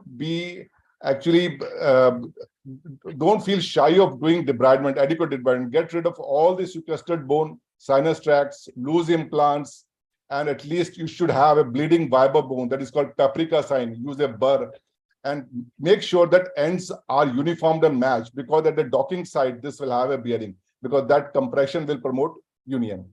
So one of the problems which I face, if you are not using, if you have a large gap, as you're transporting, the transporting segment may deviate actually. And to control this, what I use in a large gaps, intramedullary wire, that is Ilizarov wire only, 1.8 mm wire, which I attach to the distal ring. So like this, so that you have the good translocation of the middle fragment. So the operative steps move into like, how do you place the frame. So it has to be a proximal fixation and a distal fixation using a reference wire, so that frame is adequately placed both in coronal as well as the sagittal plane. Then you augment the frame by placing other wires. So it could be an all wire like Dr. Bari, which even I use all wire frame in tibia, or it could be a pin wire, which is called hybrid fixation, or all pin, which probably the adult surgeons may be using. And you have the 3 sets of wires, which I think we all are familiar with: the axial wires, the fibular wires, and the medial face wires. So these are workhorses. Now, what I use, these customized leg holders, which maintain alignment and make ease of wire insertion, in which I use often in tibial Ilizarov application. So application of pre-construction frame, the leg is centered. It has to be a leg-centered frame, not tibial-centered frame, and make sure you have adequate 2-finger bed space all around. So this is the slide which I hope my younger friend should remember. The first wire is always a proximal reference wire. And the common mistake what we make, I'll tell you, and I use a 5/8 ring which allows knee flexion. It has to be a lateral to medial wire, just proximal and anterior to the fibular head. And I hope those who have done the deformity course, they must remember the MPTA. It is 87 degrees. So it is not exactly parallel to the tibial articular surface. It makes a 3-degree offset. So in a fluoroscopic view, it is closer to the medial articular surface. If you're trying to align the frame with the proximal reference wire, which is parallel to the articular surface of tibia, you will have a valgus frame. So that is a common mistake. So it has to be a smooth wire so that you can centralize the frame in the coronal view, in the AP view. So, and what is the technique? So common to minimize this pin wire, basically wire tension, and to minimize the movement, what you should do is, in a knee extension, pass the wire from lateral to medial. So once you have done this, as it exits the medial cortex, before exiting the skin, knee is flexed to 45 degrees, that is mid-range between extension and flexion. And then you pass or tap the wire through the skin on the medial side. Now, once you have done this, what you do is cut the wire on the lateral side to create a sharp tip. And now you withdraw the wire from the medial side so that sharp lateral end passes inside the skin and soft tissues. Now, with the knee in 45 degrees of flexion, the wire is hammered back from the medial side. Now, what you have seen, now you had this puncture wound now moves few millimeters away as tension is taken away from the wire side. And this technique basically helps in pin side problems, wire side problems like loosening and infection. So this is a technique which I want my younger colleagues to follow. So distal reference wire, you can use either axial wire, but preference is using a transfibular wire as a distal reference wire from posterolateral to anteromedial, about 5 to 10 millimeters from the distal articular surface and parallel to the distal articular surface of the distal tibia. So like this. So now once you have done this, your frame should be well stabilized and centralized. No, the ring should be perpendicular to the tibial axis, and the threaded rod should be parallel to the tibial axis in the lateral view. So you augment the frame using the other wires like fibular wires, medial face wires, and the frame should look like this, that in AP view, central bone should lie over the tibial crest, and in the lateral view, the rods should be parallel to the posterior tibial cortex. So a well-stabilized, well-aligned frame will ensure that there is no axial deviation of the transporting fragment. Now, what I use is rubber stoppers, especially what I've observed that it holds the dressings. And another observation which I could see that the wires, they are source of trouble. So what I have learned seeing the Heisenberg is that I break the wires because we are rarely retension the wires, and if required, we can pass another wire. So this definitely helps, makes the frame much more comfortable.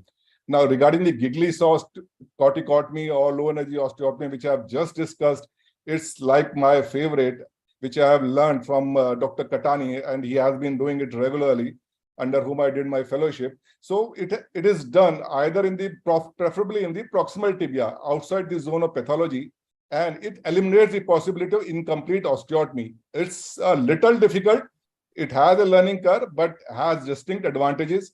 There's a clean-cut radiographic confirmation. No need to disassembly the apparatus, what we do in a conventional corticotomy, and the healing index remains the same. And in fact, most of my residents are now also doing this, though it does involve a risk to neurovascular structure if you're not exactly following the technique or you're not subperiosteal.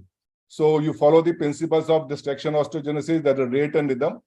And these are some of the challenges which you see, like poor regenerate or docking site issue.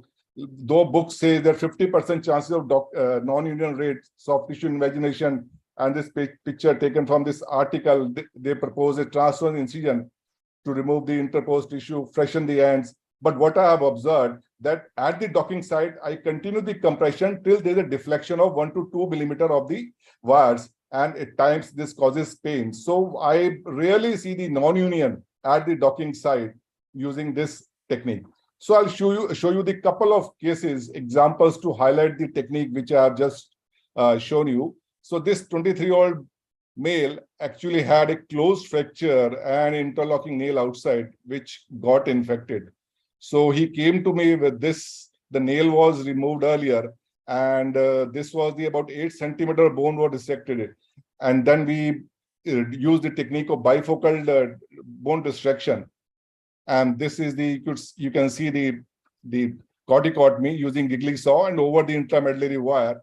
And with the 5/8 ring, he could have a good range of knee motion, and make sure that during the consolidation phase, the patient continues to ambulate, as Dr. Bari has stressed. The load and the movement, which Dr. Ilizarov always stressed, should be promoted. So the frame should be as stable as possible and as comfortable as possible to allow patient to bear weight. So this is after about 9-10 months, and he's fully corrected. The bone is well aligned, and he has a good range of movement. So another case, 8-year-old girl presented with this chronic osteomyelitis. Here I preferred a 2-stage. In one stage, I debrided and used the beads, locally made cement beads, and used a temporary external fixator to stabilize it. And after 3 months, this Ilizarov was done, unfortunately, by one of my assistants. However, it was led to again docking site non-union, probably due to some what I could see, that frame was not stable enough. So we had to revise it, we had to redo it. And this was doing a distal corticotomy using an intramedullary wire. And she could walk, and I always use the principle of ring block with 2 rings in each segment, which makes a frame very stable, and that's our union. Another case of 13-year-old boy, actually old case, May 2014. He had an open fracture. This was the fixator. Actually, even fixator was not properly applied.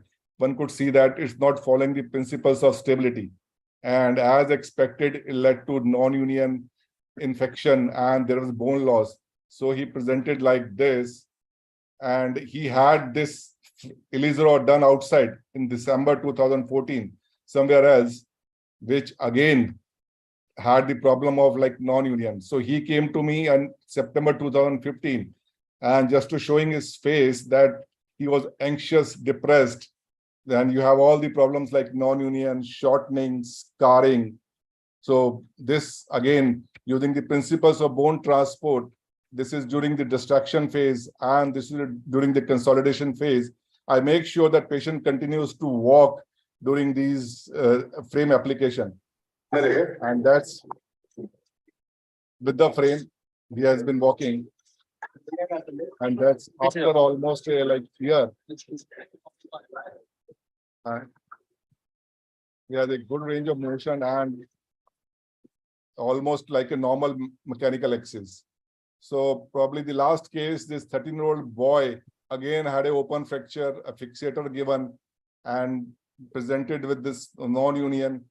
And this is following the principles of biological distraction.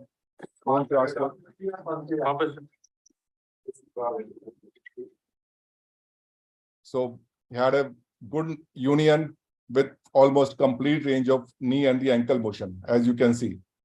Now, just before I finish, let me just show you some of the challenges or complications which we fail to highlight.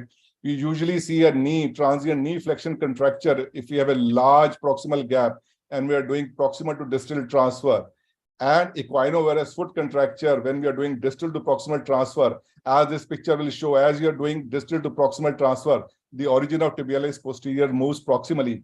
and making the foot into it, pulling the foot into equinovarus. And one of the solution is to enclose the foot, especially for a large distal gap, include the foot to prevent this kind of complication. Another unforeseen complication which happened to me almost like 10 years back, this was a case of non-union, gap non-union, where I was doing this distraction. And on the day 42, I could see that ankle is getting subluxated. And that really confused me. And after discussing my seniors, I could see that this problem could be a wire in the middle fragment, fibular wire, which has engaged the fibula, the transporting fragment like this. And this is pulling the ankle into varus. So this was subsequently revised. The wire was removed, reverse distraction was done, and ultimately it united well, and which we subsequently published in the JBGS. So these are some of the complications which I hope no one will have and one can avoid with diligent care. So the last take-home message is to plan well and make a frame stable, comfortable, using the principle, following the principles of ring block, tensioning the wire adequately, follow the principles of the biological distraction, and anticipate problems and follow the patient. In fact, one of the, I would say, disadvantage of Ilizarov surgery is, as compared to arthroplasty surgeon, is arthroplasty surgeon goes back happy after doing his hip and knee.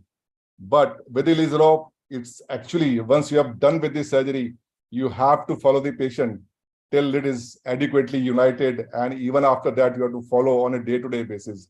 So anticipate problems, follow the patient, and take remedial measures. So thank you very much. Yes, sir. Thanks a lot. Any questions from the panel? Or shall we move to any questions, sir? Shamsul, can we have the questions at the end? Yeah, we can. After all the cases. Perfect, sir. Perfect, sir. Now I request Dr. PRITISH for his case presentation. Yes, sir. Thank you, sir.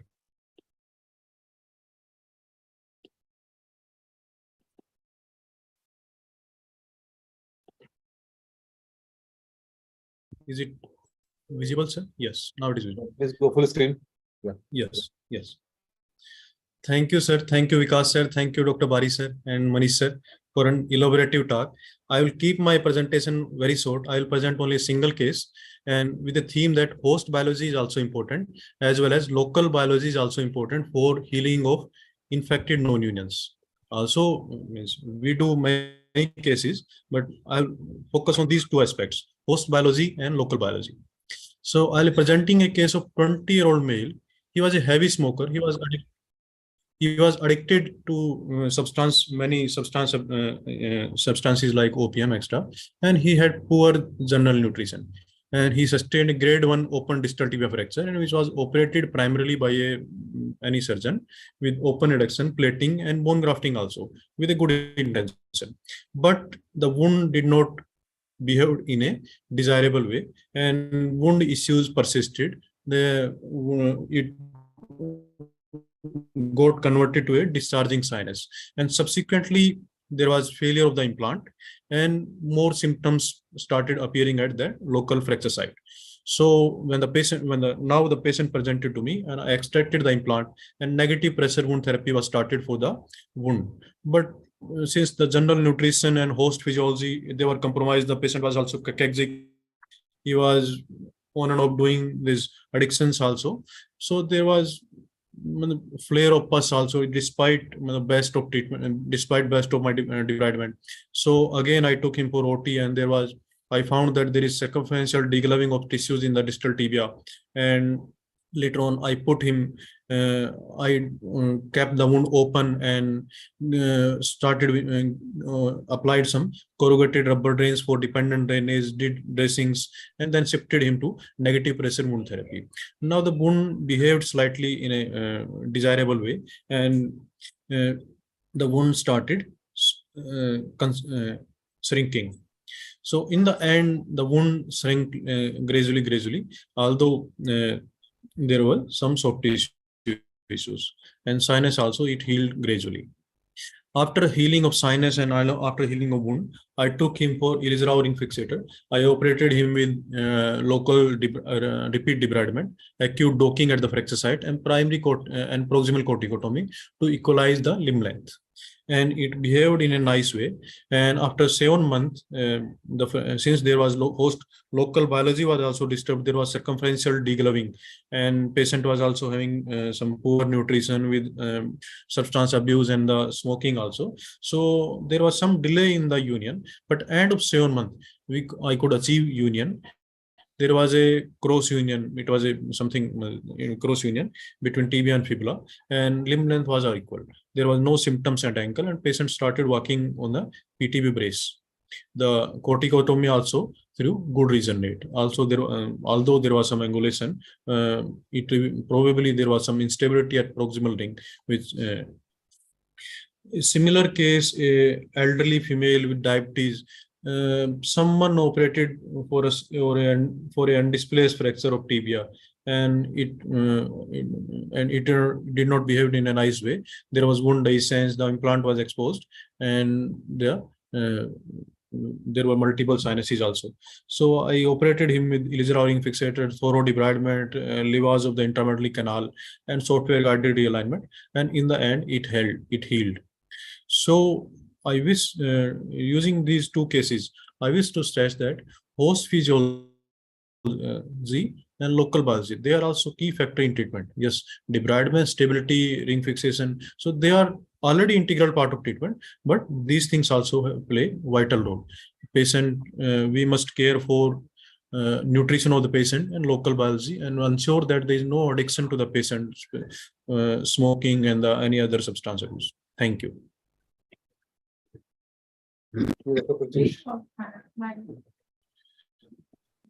So shall I bring the Dr. Shaldar's case now?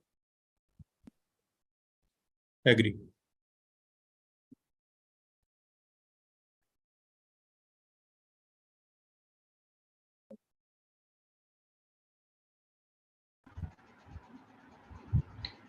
Good evening, everybody.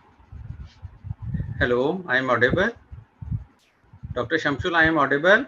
Yes, sir. Yes, sir. Yeah. I am presenting a case of non-union behavior. Yes, my slide. Yeah, this was the compound fracture, lower end, both bone leg. Dr. Shamsul, slide chalengi kahan se? Yeah. You have to say next. Next. He is 32 years male, had roadside accident with fracture both bone. Next. The external fixator was applied, and negative suction dressing was done. Next. The skin grafting was done, wound was covered. Next. Now the real challenge is, this is external fixator, is a gap non-union, and there is a bag of bone in the lower end of the on that lower 1/4 of the tibia. And the most common complication, infection, skin loss, shortening, bag of bone, and instability is there. Next. So what is the basic requirement of fracture healing? Stability of bony fragment, number 1.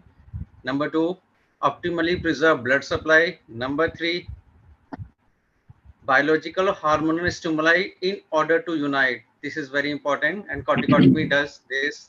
Number 4 is preservation of limb function. Next. So this is AP and the lateral view.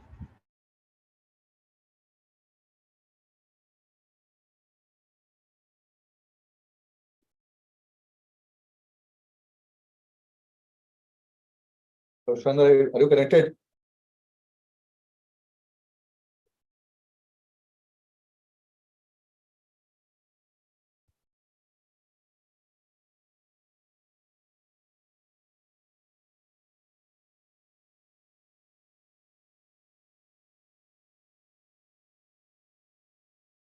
Let me just call him.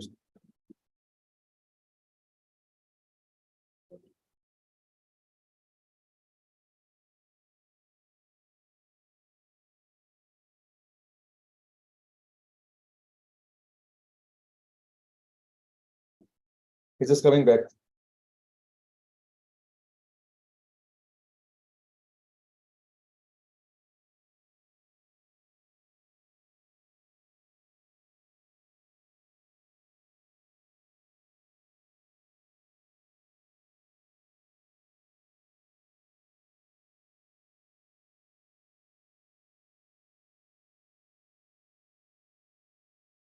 Till Dr. Shalendra is back, can we discuss Dr. Pritish's case? Manish sir, over, sir.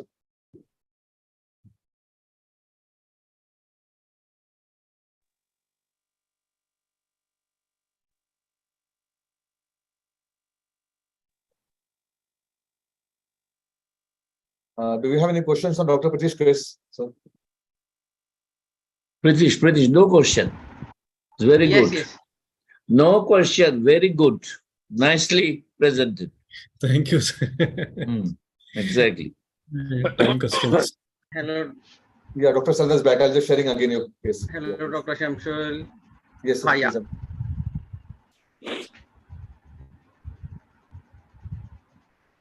Yes. Yes, this is a non-union, infected non-union. Then what you will do next? Shamsul, next. Yes, how it is planned. This is back. Dr. Shamsul, back. This is our planning. This is lower 1/4, the tibia is bone loss. So we plan corticotomy in the upper end and the compression or docking at the lower end. So these planned it next. So what are the basic principles of Ilizarov or dissection osteogenesis? Next. The law of Julius Walls, when any bone is subjected to compressive force, is start consolidating to a stronger bone. Next. Another principle is accordion maneuver. An alternate cycle of dissection compression at delayed or non-union site will trigger bone regeneration. These are 3 principles for Ilizarov. Next. We simply apply 4-ring Ilizarov. Next. As usual, we dissect the first and second ring corticotomy and the compression at the fracture site. Next. Dissection at 1 millimeter per day. Next.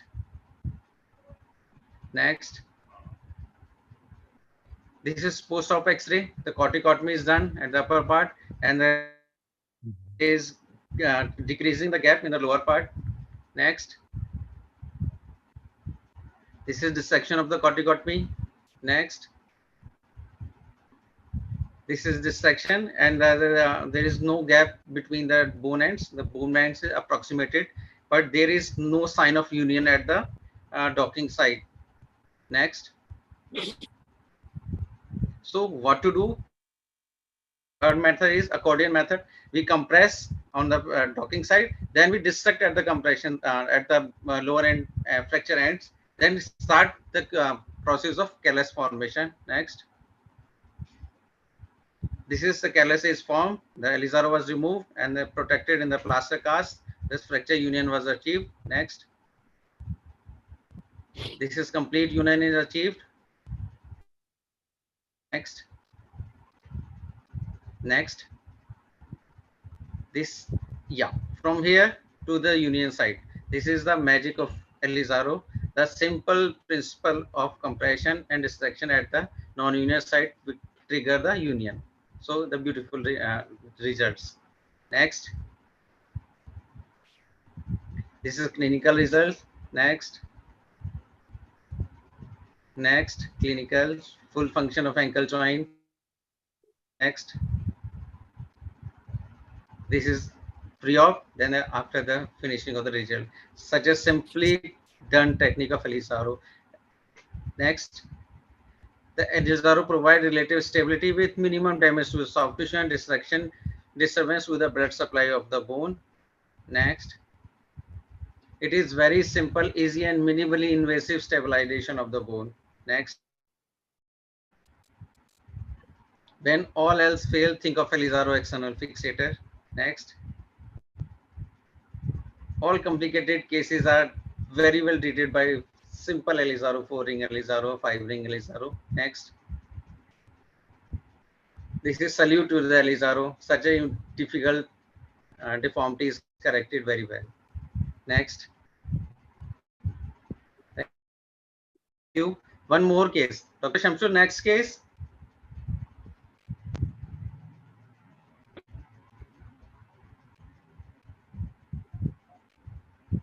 Yes, most commonly we will find these type of cases in our wards.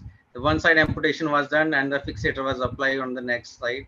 Next, pre-op X-ray, infection with deformity with alignment. Next, same debridement was done. There is no callous sign of union, anything. Next, same after removal of fixator. Then we planned for Elizarov, 5 ring applied, corticotomy done in the upper ends of tibia, and the compression after debridement, the compression at the fracture site was done. Next, same EP and lateral view. Next, there is a approximation of fracture site and opening of the corticotomy. Next, same. Next, this is corticotomy is opening up. I took a fibular graft in between the fracture fragment. I do the mistake. Never do this. Next,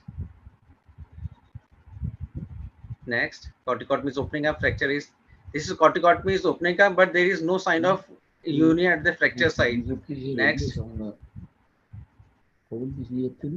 Next, the corticotomy start uniting, but fracture is not uniting. Then we again do the dissection at the fracture site after compression. That shows the signs of union. Next, yes, this is a non-union. This is hypertrophic non-union at the site of the fracture. Next, accordion maneuver, there is start uniting after accordion maneuver, dissection and compression alternate. Next, corticotomy united, fracture also going to unite. Next, fracture uniting. Next, yes, this is fracture is uniting, corticotomy is fully consolidated. Next, this is complete union. Next, AP and lateral view well aligned. Next, this is clinical photograph. Prosthesis at one and other leg is fully weight bearing. Next, this is a good result for Elizarov. He is working very well. Next, thank you.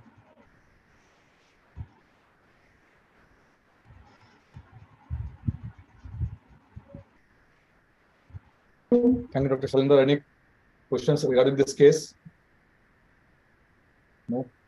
Do you have Dr. Rafi from Kerala, from VS Group, to share one case?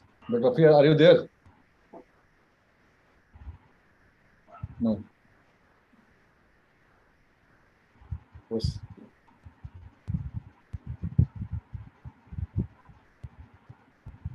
So, any comments from the panel regarding these two cases? Manish sir, Bari sir, Omar sir?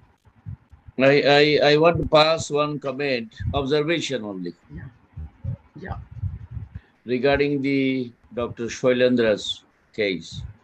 Yes, sir. Everything is okay. Only one thing is proper dressing with the rubber stopper. This is the basic principle you must put through the wires. And dressing nicely so that the wires are not visible. I have seen in your case, the wires are free and no dressing, no rubber stopper. Yes, can I answer? Yes.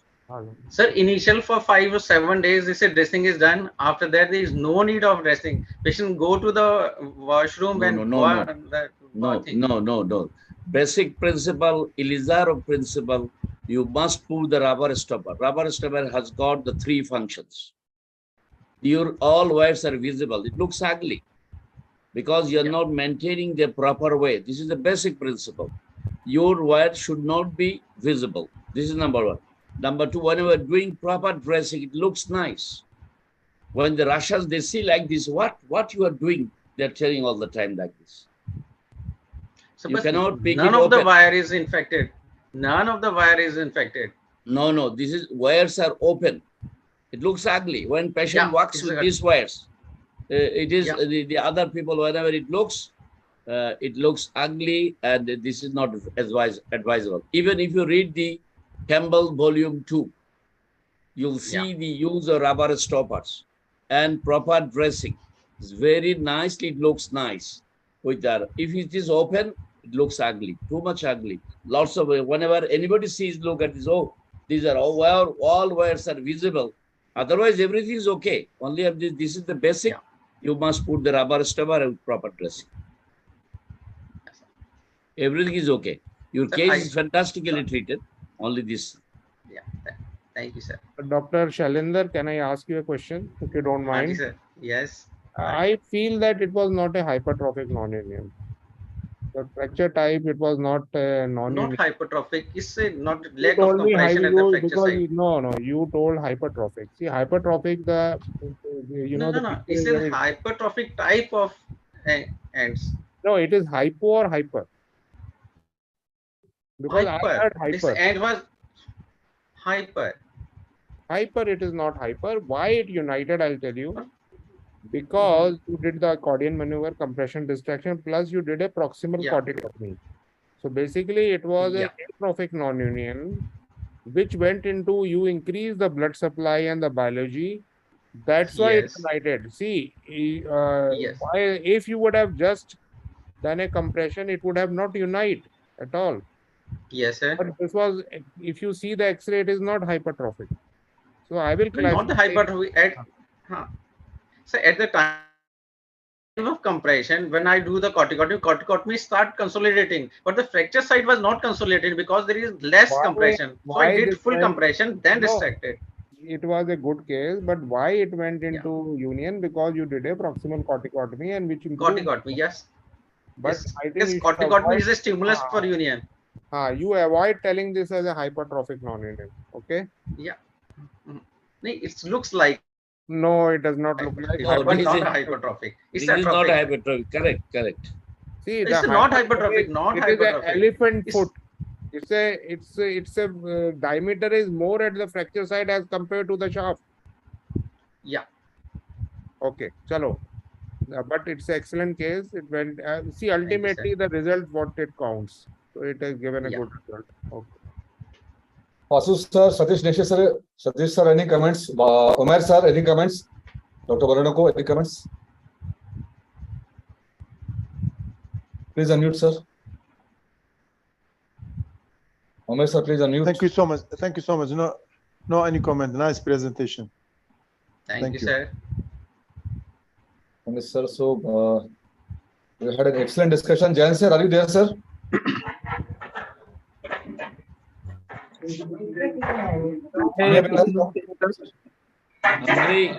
Shamsul, Andre is sitting. Probably Andre sir. Comment. Andre sir, please, sir. Your expert comment, sir. Please unmute, sir.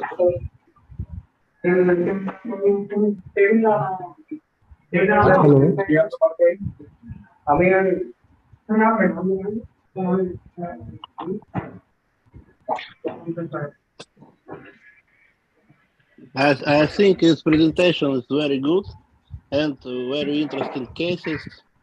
And I want to thank all the lecturers. It was interesting and interesting case.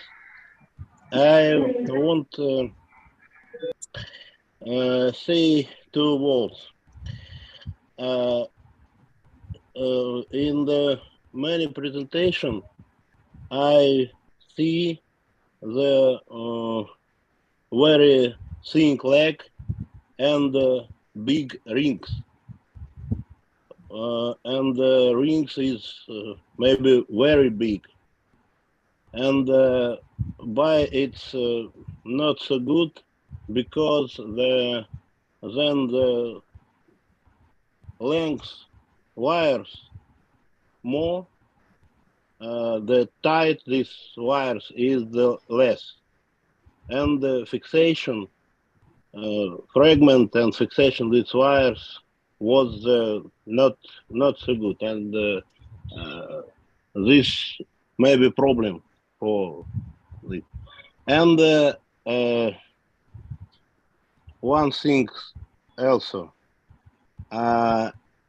in the Ilizarov fixator, we can not only distraction, compression, we make the special deformation for the good position for the repair of the skin and the surface, for the infection and the and other defects, skin defects. It's maybe very useful for the special deformation and the good for the tubes. After that, we can the same time repair of this deformation and the traction for the tubes and the bone transfer in the same time. I think its option may be useful for our patient. And thank you for this case. It's very interesting. Thank you. Thank you, sir. Thank you, sir, for the valuable comments, sir. Manish, sir, we had 2 questions from YouTube in the chat box. Manish, are you there, sir? Yeah, I'm there. Sir, it was from Dr. Vidyasagar. The first question was, is there any risk of non-union at corticotomy site? And second, intramedullary wire is to maintain alignment, how to apply? Intramedullary, okay. See, what is the risk of non-union at corticotomy site? Yes, there is if you do not do the corticotomy properly. Like Dr. Bari has told you that, I do not elevate the periosteum. Okay. Now, if you elevate the periosteum, you use an oversized osteotome and you have to do a low friction. But I used to do lot of giggly saw. I still do giggly saw in tibia, but my main liking is for the classical Ilizarov technique. I use the osteotome. In femur, yes, sometimes I drill holes or with a small bit. But if you do not do properly corticotomy, you can have non-union. And one caution that in infected non-union, if there is lot of pus and you are excising the bone, avoid doing corticotomy at the same time, because I had 2 cases where I had burnt my fingers. If the corticotomy gets infected, you had it.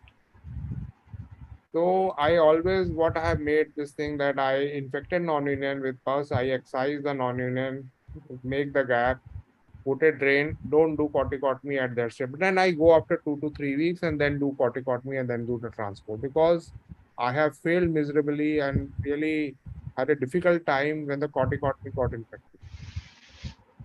And second question was the intramedullary. I do it, I put a closed wire in the fibula. It is, you put a wire at an angle at the tip of fibula, and I use the Ilizarov wire because it is flexible. So if you put a flexible wire, it is easily you can negotiate in the fibula. Right, sir. And Dr. Basant Agrawal has asked to explain the chipping technique again. Yes, sir. Dr. Shamsul? Yeah, please. Unstable corticotomy can go to non-union. If corticotomy is unstable, then it goes to non-union. Yeah, the regenerate will be poor, and certainly, yes. What I've observed, the people who smoke a lot, you should avoid doing corticotomy, because regenerate is poor and hypotrophic. So avoid doing an unstable. The frame is not stable, it will fail. So Dr. Basant has asked to explain the chipping technique again, if possible. Yes, I use it quite often. See, it is used in non-union. And this is the paper, if you go to the literature, you'll find many papers, but this is, by a Japanese surgeon. So what you do that, there is no requirement for any bone grafting.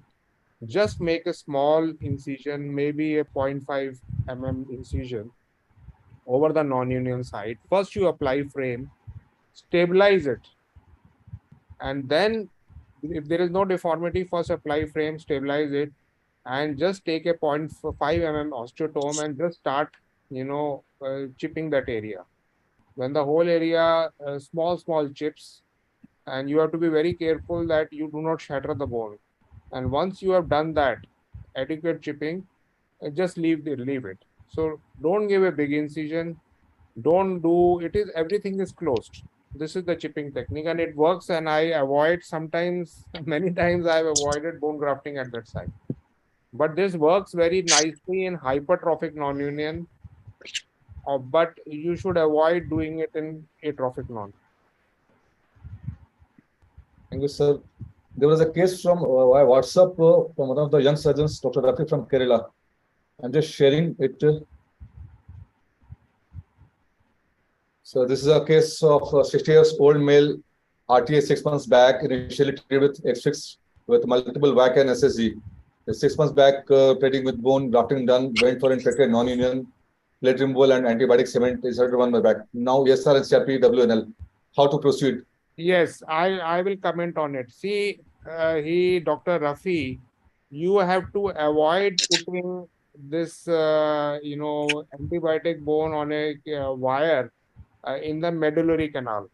See what happens. I had 3-4 cases which were operated outside. If you have to put a cement in the medullary canal, it should be always over a K-nail. Because when you try to remove this thing, what is going to happen? The wire will break and you will have horrendous time removing the intramedullary cement portion. So always if you have to do intramedullary this thing, you basically put a nail, a 7 or 8 mm K nail with the sleeve of cement and then put it. And this beads, you have to put it outside. Now, this is a very highly infected case. If you see this area, this is the bone ends are sclerotic. So the best option in this thing is that you open it up, do the debridement, see the paprika sign which Dr. Bari has told, excise till the paprika sign, create a gap, apply Ilizarov frame and transport it. This is the best option in this. Plus the fracture is distal. So you have to also see that I feel that patient might be having equinus because if you see the position of X-ray, but to prevent it, you should also put a foot ring to correct the equinus at the same time, and you have to do the transport. Antibiotic cement beads started given when 1 month back. Dr. Rafi, are you here? Please answer. See, this thing, because I have burned my fingers, don't put intramedullary cement with a wire inside the marrow. You will have a tough time. Sometimes the wire breaks and cement you cannot dislodge. So always put intramedullary on a nail. Beads have to be outside. Plating, listen, can I pass comment? Yes, sir. 2 wrong things done here. See, I don't know whether patient is diabetic or non-diabetic.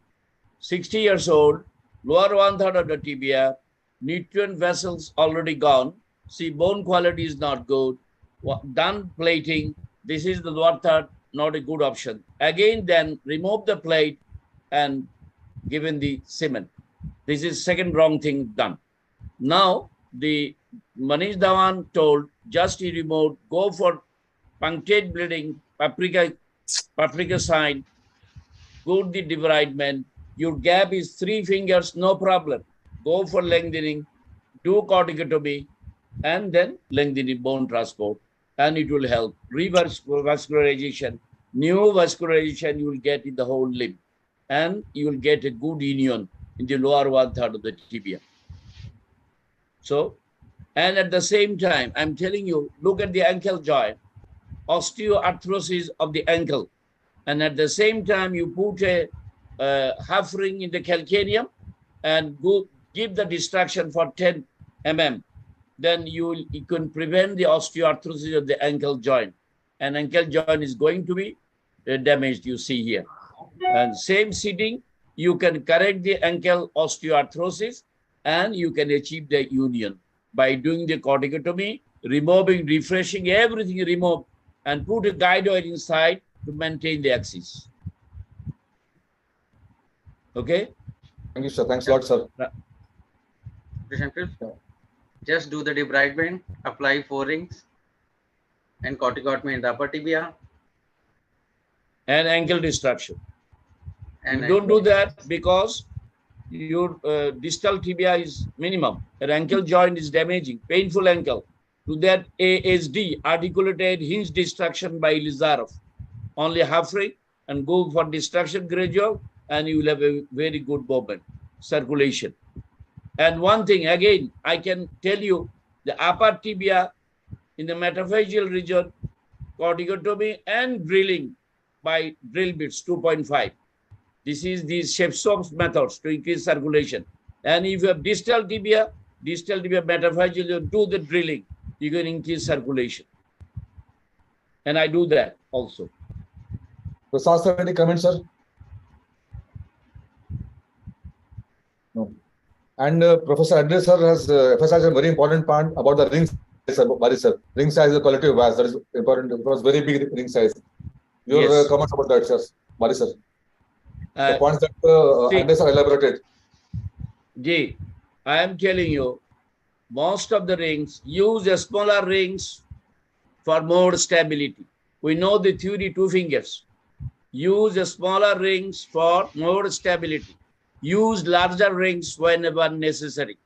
But most of the cases, the Andrei Kaminsky, he observed already, see, from the Kurgan center, your ring size is bigger all the time.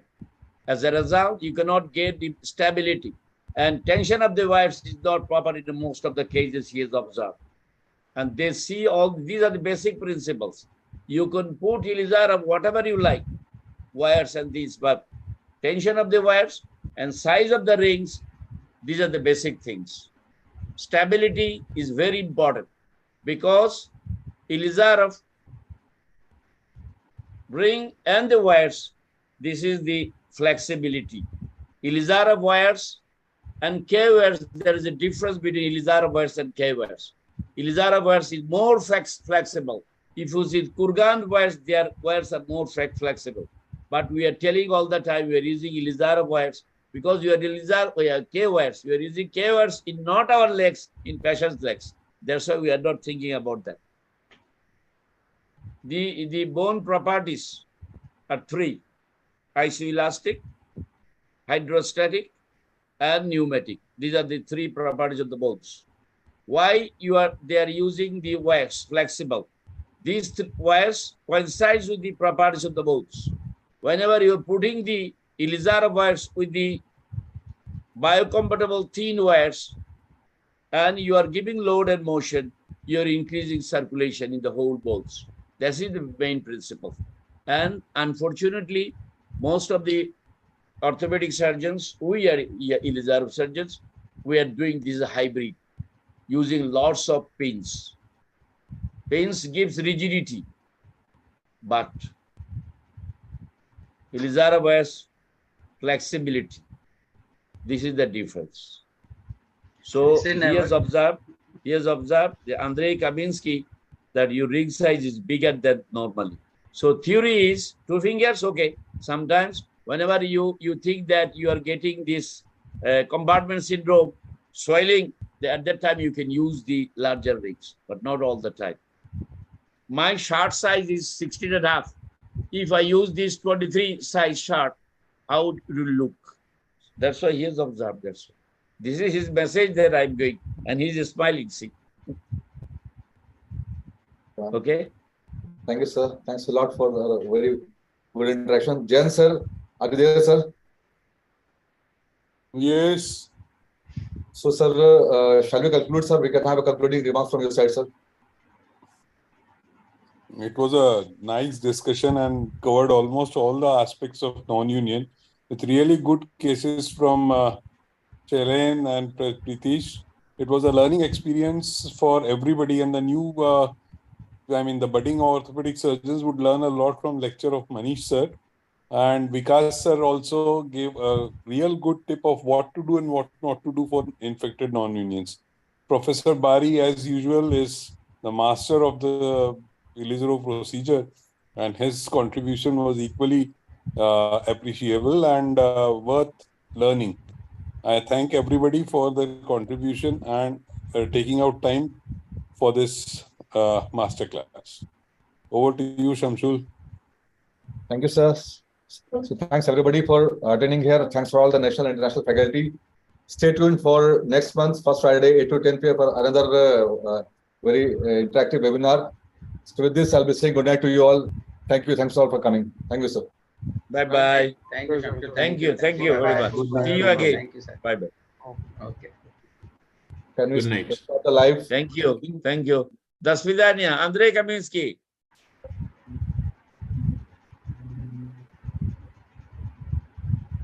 Okay, Shailendra. Goodbye, my friend. Goodbye. Yes. Goodbye. See you Goodbye. soon. See you soon. See you soon. See you soon. Okay.